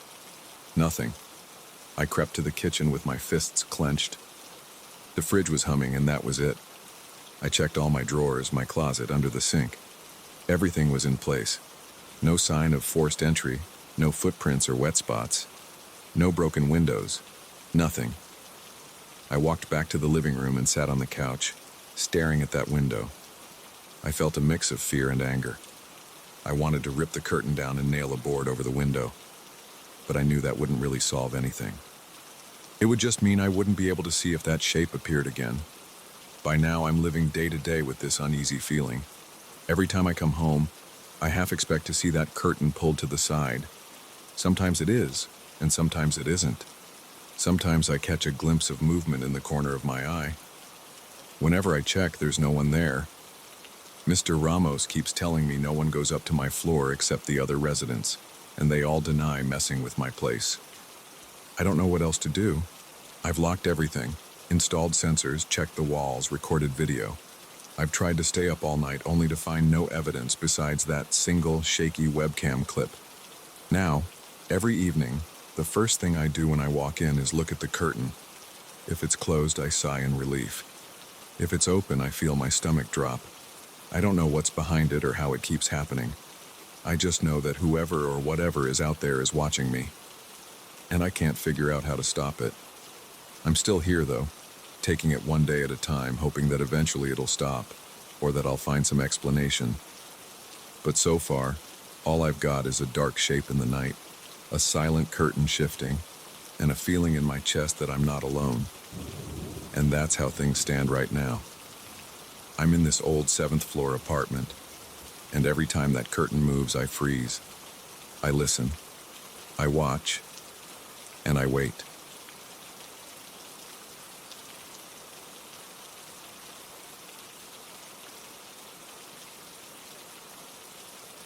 I never used to worry about my balcony door after dark. I kept it unlocked most nights and sometimes stepped out for fresh air around midnight. Now, I freeze whenever I hear the faintest tapping against the glass. It's not a constant noise. It comes and goes, irregular and unsettling, like something testing the barrier between my apartment and the open night. I still remember the first time it turned from a mild curiosity into a real source of dread. It happened on a Tuesday. I was reading on my phone, half asleep on the couch, when I heard 3 sharp knocks. They echoed through the living room. My curtains were drawn, and I didn't see anyone. The next thing I heard was heavy breathing on the other side of the door. That sound made my skin crawl. I stood up slowly, hardly daring to breathe. That was the night everything changed for me. I live in a small 1-bedroom apartment on the 10th floor of a building near the city center. The balcony faces the skyline, where I can see office towers, a few apartment blocks, and a grid of streets dotted with streetlights. At night, the city looks busy from a distance, but up close, my building gets quiet. Most people around here go to bed early, or at least they keep their windows closed. I'm one of those people who enjoyed the night breeze before all this started. Now, I don't open the door unless it's daylight. I first noticed the tapping noise about a month ago. It sounded light, like fingernails on glass, but sometimes it was so quick and faint I thought it might be a stray bird or a bat. I'd check outside and never see anything. No bird droppings, no feathers, nothing out of place. At one point, I considered that it could be the wind, maybe a loose piece of plastic from the neighboring balcony. But when I looked around in daylight, there was no loose debris, no plastic bag stuck anywhere. 1 week later, the knocks grew a bit louder. They followed the same rhythm each time. 2 or 3 taps in quick succession, then silence for a few seconds. I tried knocking back once, just to see what would happen, but there was nothing on the other side. I even stepped out onto the balcony a couple of times, shining my phone's flashlight around. My neighbors above and below never mentioned anything unusual, even though I asked them casually in the hallway if they'd heard strange noises at night. They shook their heads, said no. One guy joked about ghosts, but I just laughed it off. I didn't want to seem paranoid. Everything escalated on that Tuesday night. I was lying on my couch, scrolling through social media. I kept hearing these softer taps around 11, but I ignored them. Around midnight, I heard 3 distinct thuds. They were harder than before, more like someone knocking with a knuckle. Then came the breathing. It was slow at first, like someone out of breath, trying not to be heard. My heart started racing. The hair on my arms stood up. I felt a cold wave move through my chest. I reached for the TV remote, turned the volume down, and stayed still. I couldn't see anything because the curtains were fully drawn. But the breathing was there, heavy and deliberate. I got up carefully, not wanting to make any noise. My living room was dark, the only light coming from a small lamp in the corner. I held my breath. I waited to see if the noise would fade away. Instead, I heard a soft scrape on the glass like a fingernail going down one side. Then the breathing stopped. There was another gentle tap, and then silence. After a few seconds, I decided to check. I grabbed a flashlight from a drawer in the kitchen, returned to the living room, and pulled the curtain aside a little. The balcony was empty. Nothing out there except a couple of chairs and an old potted plant. I couldn't see beyond the railing, just the dim glow of city lights below. The sky was clear, and there was a faint reflection of my living room in the glass. No sign of a person, no animals. I left the flashlight on the table and just stood there listening. I stayed up for another hour, thinking maybe someone was playing a prank, but there was no more noise that night. I went to bed around 2 in the morning feeling uneasy. When my alarm rang at 6, I woke up still tired, with a knot in my stomach. I told myself that maybe I'd overreacted. But then I remembered the breathing. There was no way I imagined that. It was too distinct, too human-like, right behind the glass. The next night, I tried to keep busy until I felt exhausted. I watched a movie with my headphones on, hoping I wouldn't hear anything. But around midnight, there it was again. First, 2 taps, then silence, then another tap. I paused the movie, took off my headphones, and listened. My heart was pounding, and my arms felt stiff. I didn't turn on any lights this time. I wanted to see if there was a silhouette outside. I approached the balcony door slowly. I stood there for a moment, hearing a faint rustling noise, like clothing brushing against the door. I pulled the curtain back a few inches and peered outside. Again, the balcony was empty, but I felt like something was just out of view, near the corners of the glass. I stood there for almost a full minute, waiting to see if anyone would move. Nothing happened. Finally, I exhaled and dropped the curtain. I started thinking that maybe the sounds were from the building's facade. Sometimes old buildings shift, or the exterior panels make noises when the temperature changes, but it didn't sound like a random creak. It sounded intentional, like knocks, and that breathing was definitely not the building settling. I decided to talk to the building's security guard. His name is Carlos.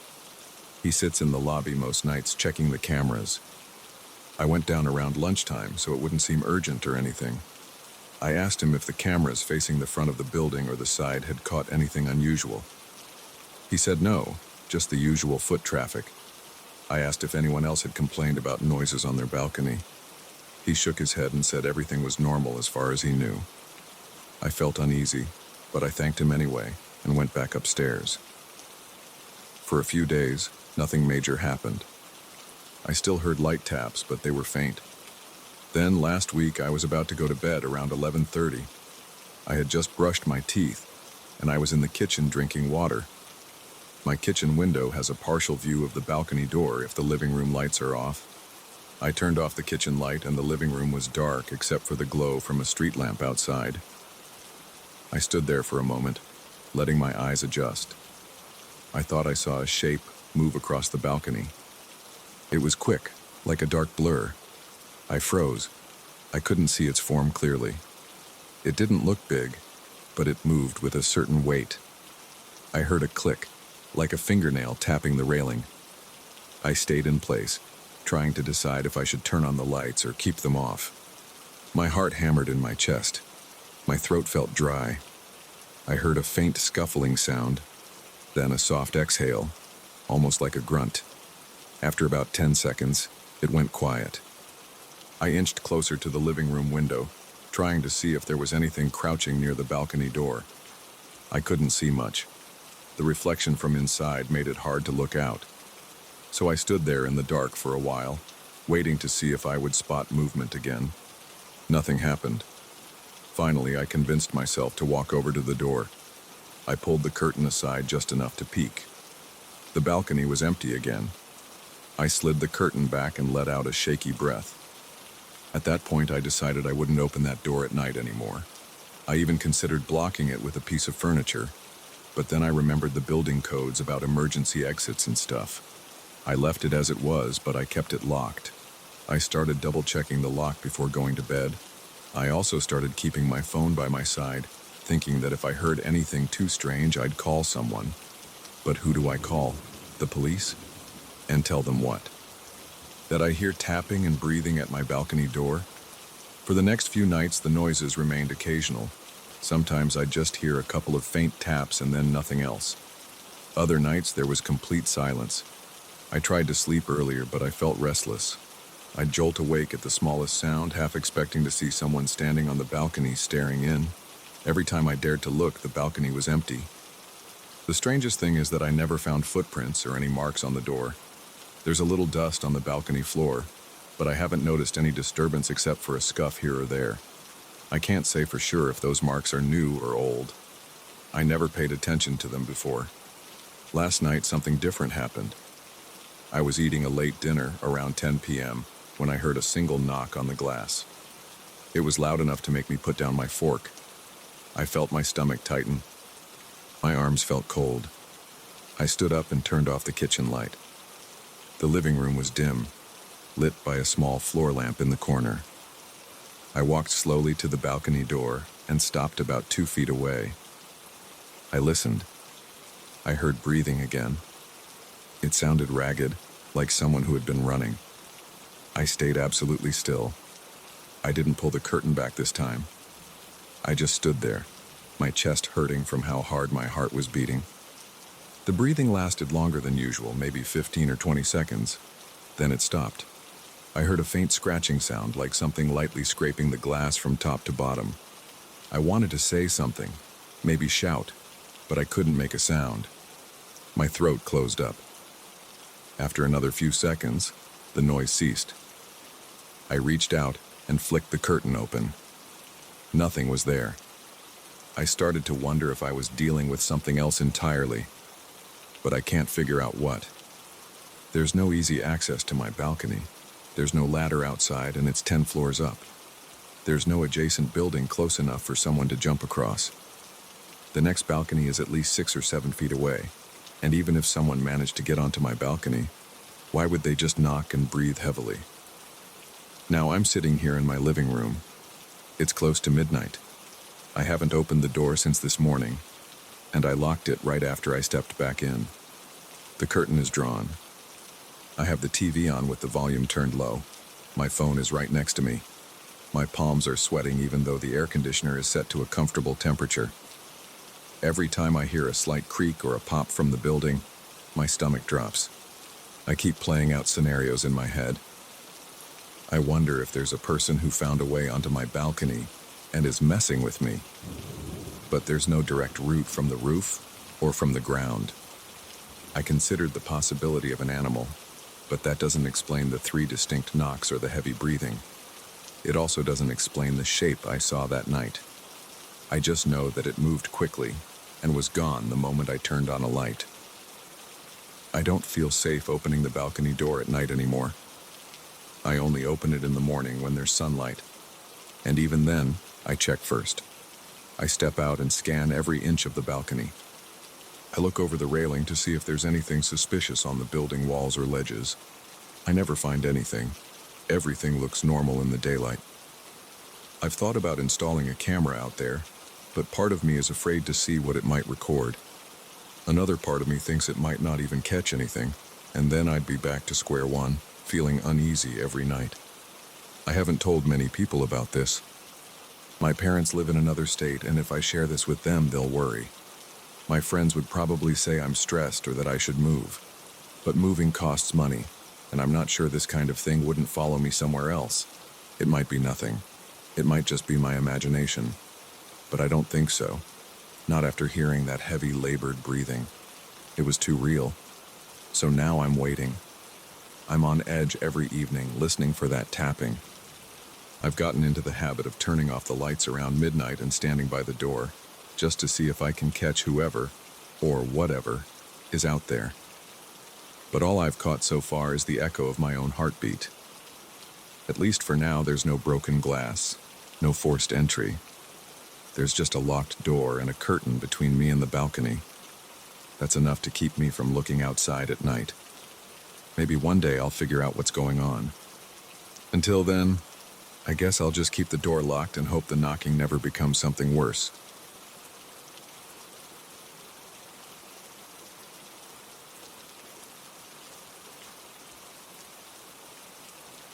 That old radio won't stop making noise.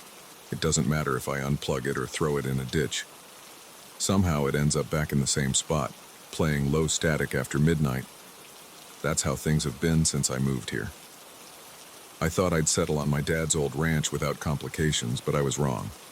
Now I'm caught up with this piece of junk that won't stay quiet. I drove in on a Monday afternoon because I'd been putting off dealing with the ranch for too long. The place hadn't changed on the outside. The main house was still the same old building with chipped paint and sagging porch steps. The roof looked okay, but I didn't trust it. The ground around the porch had weeds up to my knees.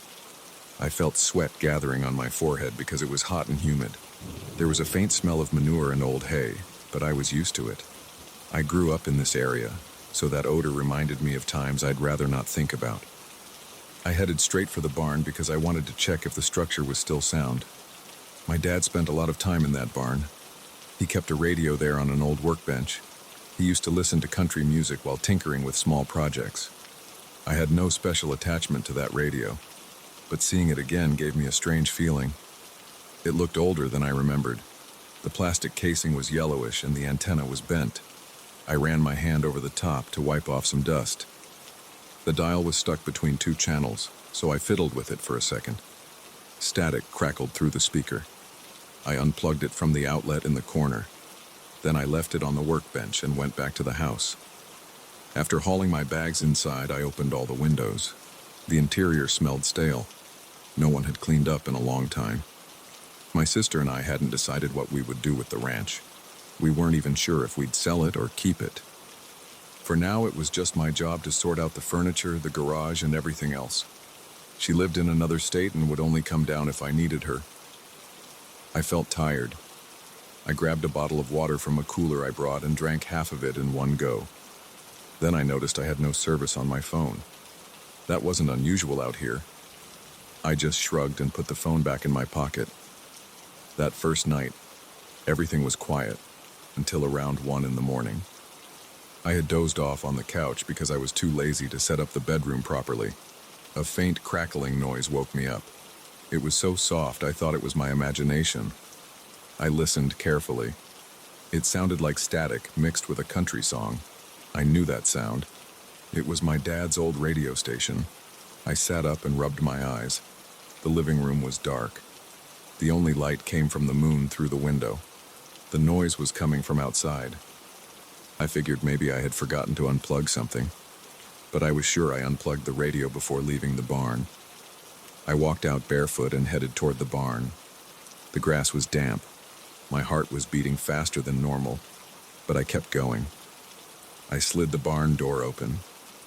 The overhead light wasn't working, so I used my phone's flashlight. The radio was on the workbench, glowing faintly. The dial's needle twitched. Low static came from the speaker. I glanced at the outlet. The cord was dangling off the bench, not connected to anything. I swallowed hard. I told myself it had to be some leftover battery or an internal capacitor storing charge. I had no idea how electronics worked, so I decided not to freak out yet. I picked up the radio, turned the knob until it clicked off. It fell silent. I put it back on the bench. I felt a bit shaky as I closed the barn door. I went back to the house, locked everything, and forced myself to go back to sleep. The next morning, I woke up with a stiff neck. My back hurt from that couch. I made a quick breakfast and went to the barn to see if the radio was still unplugged. It was silent when I got there. I picked it up, carried it outside, and dropped it in an old trash bin. I didn't plan on fixing it, and I didn't want that static at night. I had things to do, like cleaning out the house and checking the fences. I spent most of the day hauling trash and sorting through boxes in the house. I found some old photographs, papers, and random stuff that my dad never threw away. Nothing felt too personal. He hadn't been a sentimental man. In the afternoon, I tried to get a call out to my sister. My phone signal was weak, so I drove a few miles down the road to a spot where I knew I could get a decent connection. I told her I was planning to stay at the ranch for a few more days. She said she was fine with that and asked if anything was weird. I hesitated but ended up telling her about the radio. I asked if she had taken it out of the trash or if she'd visited the ranch recently. She said no. She sounded confused. I told her it was probably nothing. I ended the call feeling uneasy. When I got back to the ranch, I checked the barn again. My stomach tightened when I saw the radio sitting on the workbench. It looked exactly like before. Same layer of dust, same bent antenna. I stared at it for a while. Then I tapped on it, picked it up, and turned the knob. Static came out. I shut it off again. My hands were shaking a bit. I remember feeling frustrated. It made no sense that a radio I'd thrown in the trash would be back in the barn. I left the barn and locked it with a heavy padlock.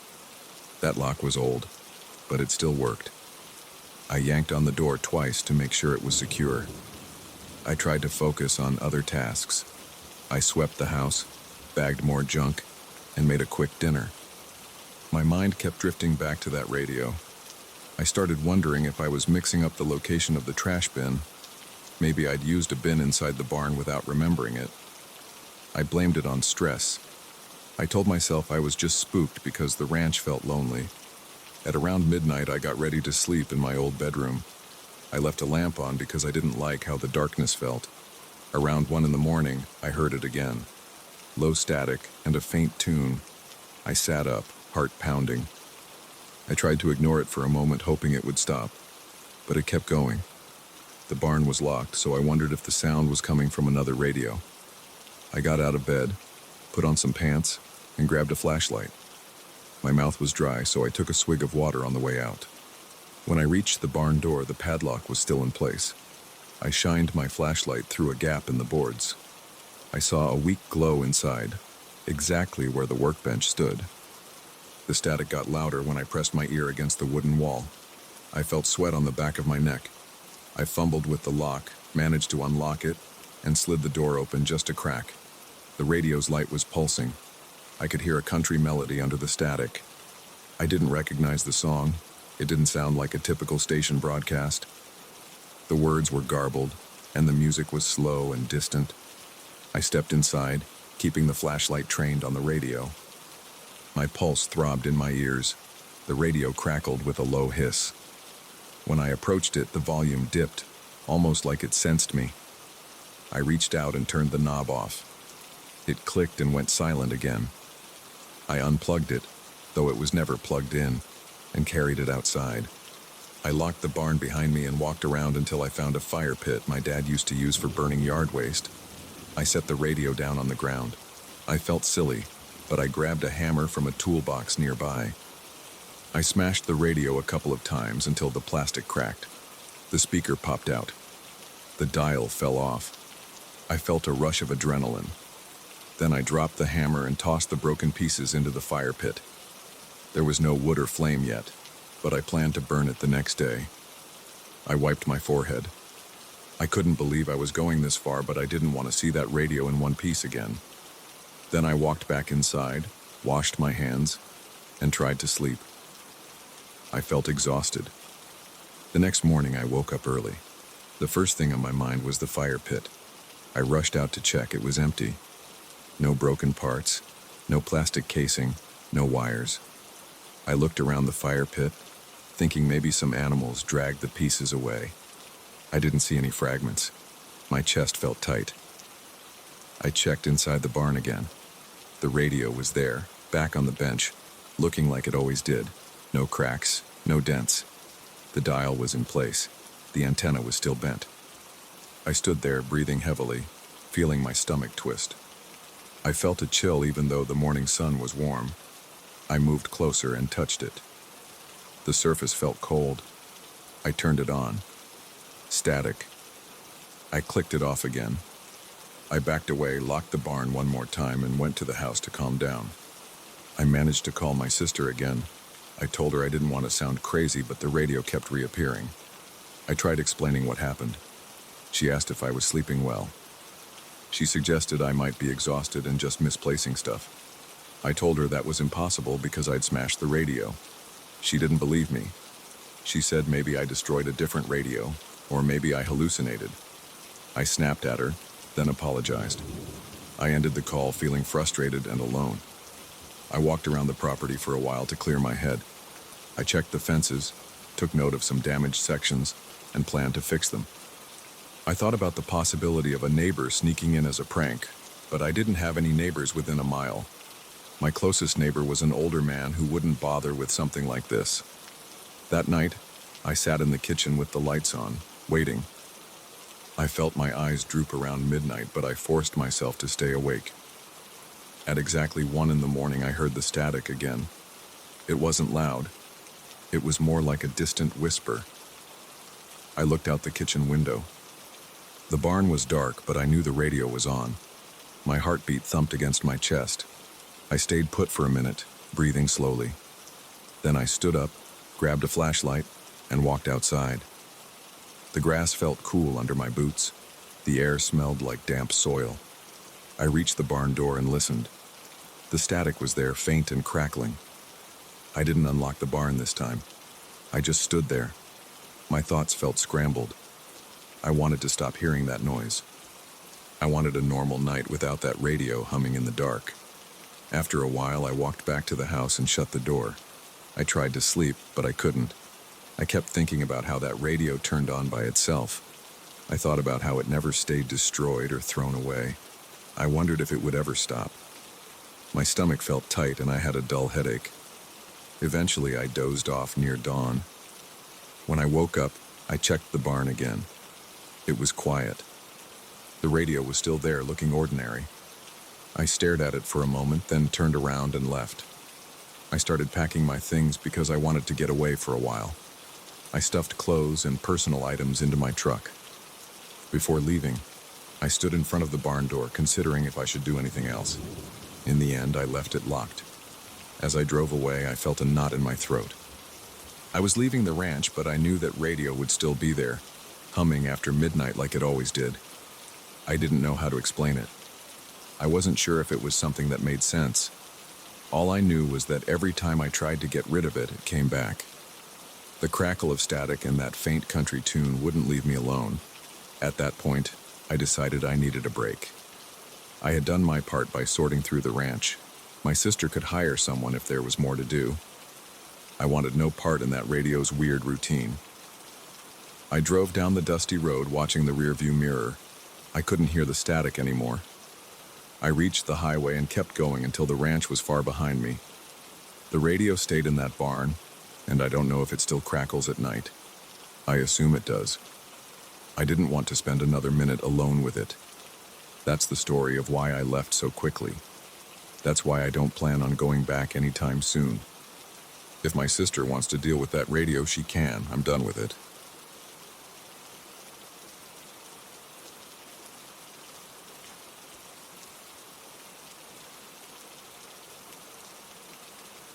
I've lived in this condominium for 2 years.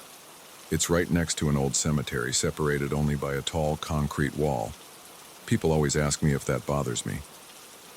At first I shrugged and said it didn't. I heard a few voices from the other side at night, but I assumed there were legitimate reasons for them. Maybe late-night visits or some staff working. Then I started hearing low laughter and soft moans at odd hours, times when I knew there shouldn't be any ceremonies. One night I found a withered flower on my balcony. I had no clue how it got there. I picked it up, tried to toss it away, and it crumbled into ash in my hand. That's when I realized something wasn't right. I live on the second floor of a 5-story building. My balcony overlooks the cemetery wall. During the day, it looks normal enough. Sometimes I hear a lawnmower from the groundskeeper who takes care of the grass. I see crows perched on the top of the wall once in a while. There's a big iron gate at the entrance of the cemetery. People come and go. Everything seems peaceful in the daylight. At night, it's different.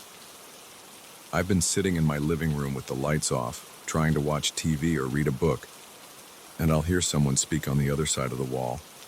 The voice sounds low and mumbled. I usually convince myself it's just someone paying respects, or maybe an older caretaker walking around. But there have been times I've heard laughter that isn't pleasant. It sounds breathy and short, like someone trying to stifle it. I've also heard a slow, drawn-out moan that makes my skin crawl. It doesn't sound like a person in pain. It sounds off. I can't explain it well, but it raises the hairs on the back of my neck. The first time I found something that truly alarmed me was about a month ago. I woke up one morning, opened the balcony door, and saw a wilted rose in a small puddle of water near my outdoor chair. It looked like it had been sitting there for a while, but it hadn't rained that night. I didn't see any footprints or signs that someone climbed over. The wall is almost 8 feet high, and there's no reason for anyone to scale it. I picked up the rose, planning to toss it in the trash. The moment I gripped the stem, it felt cold, like it had just come out of a freezer. I carried it to the kitchen trash can, but when I opened my hand, it disintegrated into a fine gray powder.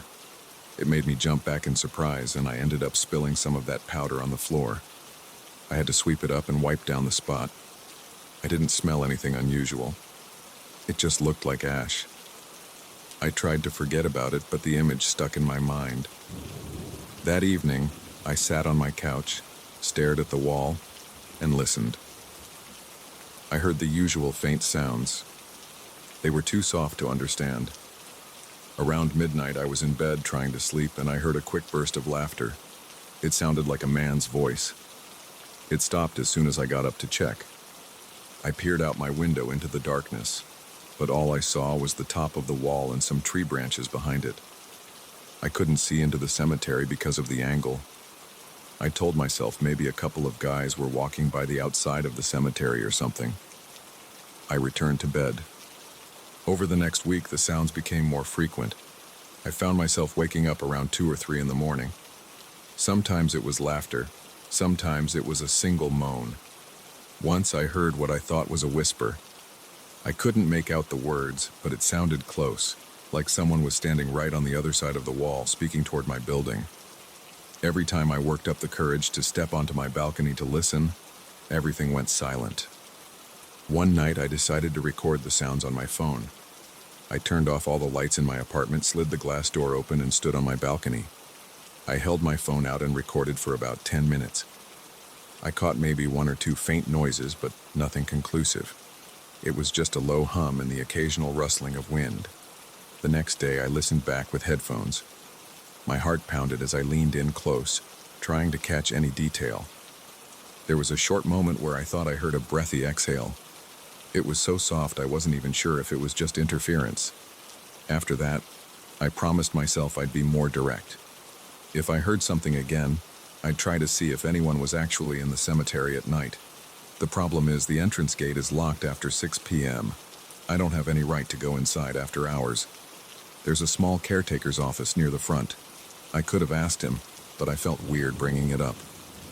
Hey, I keep hearing spooky noises at night. Can I do a nighttime patrol? That would sound ridiculous. Still, the next time I saw the caretaker during the day, I asked if he worked late or if there were any official nighttime funerals or vigils. He laughed it off and said no. He told me the cemetery closed to the public at dusk, and he usually left by 7 p.m. He hadn't heard about anyone sneaking in. Then he shrugged and said, people sometimes jump the walls. He said there have been cases of teenagers hanging around, but he never caught them. That made me think it was just kids messing around. Maybe they were the ones leaving random flowers. That idea calmed me down a bit. I figured I'd just keep an eye out and maybe scare off a few teenagers if they got too loud. But then I started finding more strange items on my balcony. A couple of wilted daisies, a single white lily with brown spots on its petals, and at one point, a small bunch of crushed leaves that looked like someone had torn them off a potted plant. Every single time, they were cold to the touch, and they crumbled into ash as soon as I tried to dispose of them. It always happened in the morning. I never saw them appear during the night. I'd go to bed, wake up, step outside, and find something new. I wanted to catch whoever was doing this. I set up a small motion detector camera near my balcony door, angled it so it would record most of the outdoor space. I synced it to my phone so I'd get an alert if it captured movement. The first 2 nights, nothing happened. On the third night, I woke up around 4 a.m. to check my phone. I hadn't received any alerts, so I went back to sleep. In the morning, I stepped outside and found a wilted chrysanthemum under the chair. I felt a jolt of panic when I saw it. I opened the camera footage. There was no motion recorded. It showed me going out on the balcony before bed and then me coming out in the morning. No one else appeared. The flower just showed up without any explanation. I started feeling uneasy every time I walked through my living room after dark. I kept looking at the balcony door, half expecting a face to appear. My skin got clammy, and my heart beat faster every time I thought I heard a noise outside. Usually it was just the hum of the refrigerator or the plumbing in the walls, but I was always on edge. About a week ago, I woke up in the middle of the night again. It was around 2:30 a.m. The air felt too cold for that time of year. I was sweating but shivering at the same time. I checked the thermostat and saw it read 71 degrees. It made no sense to me because it felt much colder. Then I heard that faint laughter again. This time, it lasted longer. It sounded like someone right outside my window, muffled and soft, but it went on for maybe a full minute. I sat up in bed and waited for my phone's camera alert. Nothing arrived. I grabbed a flashlight from my nightstand, tiptoed across my dark apartment, and slid open the balcony door just enough to peek out. I heard a light scraping sound, like someone dragging something against the wall on the cemetery side. I turned on the flashlight and pointed it toward the railing. I saw nothing. I leaned over the edge, trying to see the base of the wall. It was too dark. I stared out toward the top of the wall. For a second, I thought I saw a shape move. It might have been a shadow or a branch swaying in the wind. I felt a tight knot in my stomach and decided it was best to shut the door. I locked it, double-checked the windows, and went back to bed. The next morning, I inspected my balcony. No flowers, no ash, no footprints. It looked clean. But when I knelt down near the railing, I noticed a small patch of dust that looked darker than the usual buildup. I touched it, and it felt gritty, almost like sand. It didn't smell like anything, and it blew away with a light brush of my hand. I couldn't figure out where it came from. Over the next few days, my sleep schedule got worse. I'd stay up late, alert for any sign of movement or noise. I'd fall asleep around midnight or 1 a.m. and wake up exhausted for work. My coworkers noticed I was jittery and distracted. One of them asked if I was going through something personal. I just said I was dealing with neighbor noise at night. I didn't mention it was coming from a cemetery. 2 nights ago, I decided to pull a chair out onto the balcony and sit there in the dark. I put on a hoodie, brought my phone, and turned off the indoor lights so I wouldn't stand out. Around 1 a.m., I heard a faint scraping noise again. Then I heard a low hum like someone humming a tune. I couldn't recognize any melody. The sound rose and fell, then faded. My hands got clammy, and my mouth went dry. I looked over the railing again, shining a small flashlight. I thought I saw a hand gripping the top of the wall, but it vanished so fast that I wasn't sure if I imagined it. I felt my pulse racing. My stomach twisted up and I almost dropped the flashlight. I rushed back inside and locked the door. My heart was pounding so hard it hurt. I waited, listening for any more noises. After a few minutes of silence, I forced myself to calm down. I walked to my bedroom, lay in bed, and just stared at the ceiling until I fell asleep. In the morning, there was nothing on the balcony. No flower, no dust, no sign of anyone being there. My camera didn't capture anything either. Now I'm left with this sense of constant unease. I have no explanation for the laughter, the moans, or the weird withered flowers that turn to ash. I've considered moving out, but that's a big step. My lease isn't up for another few months, and I don't want to break it without a solid reason. But I'm concerned about my well-being. Every night I wait for something else to happen. I can't say for sure what's out there. I only know I've heard sounds no one can explain, and I've seen things appear on my balcony without any logical way for them to get there. Something is happening by that wall, and it doesn't feel right. I'm not sleeping well, and I'm constantly tense. My body feels heavier, and I catch myself jumping at small noises like the elevator door in the hallway. I'm stuck in this place, living next to a cemetery that doesn't stay quiet at night. I don't know who or what is making those sounds. Maybe it's a prank. Maybe it's something I can't explain. All I know is I never feel fully alone after sunset anymore. My balcony faces that graveyard, and I can't ignore it.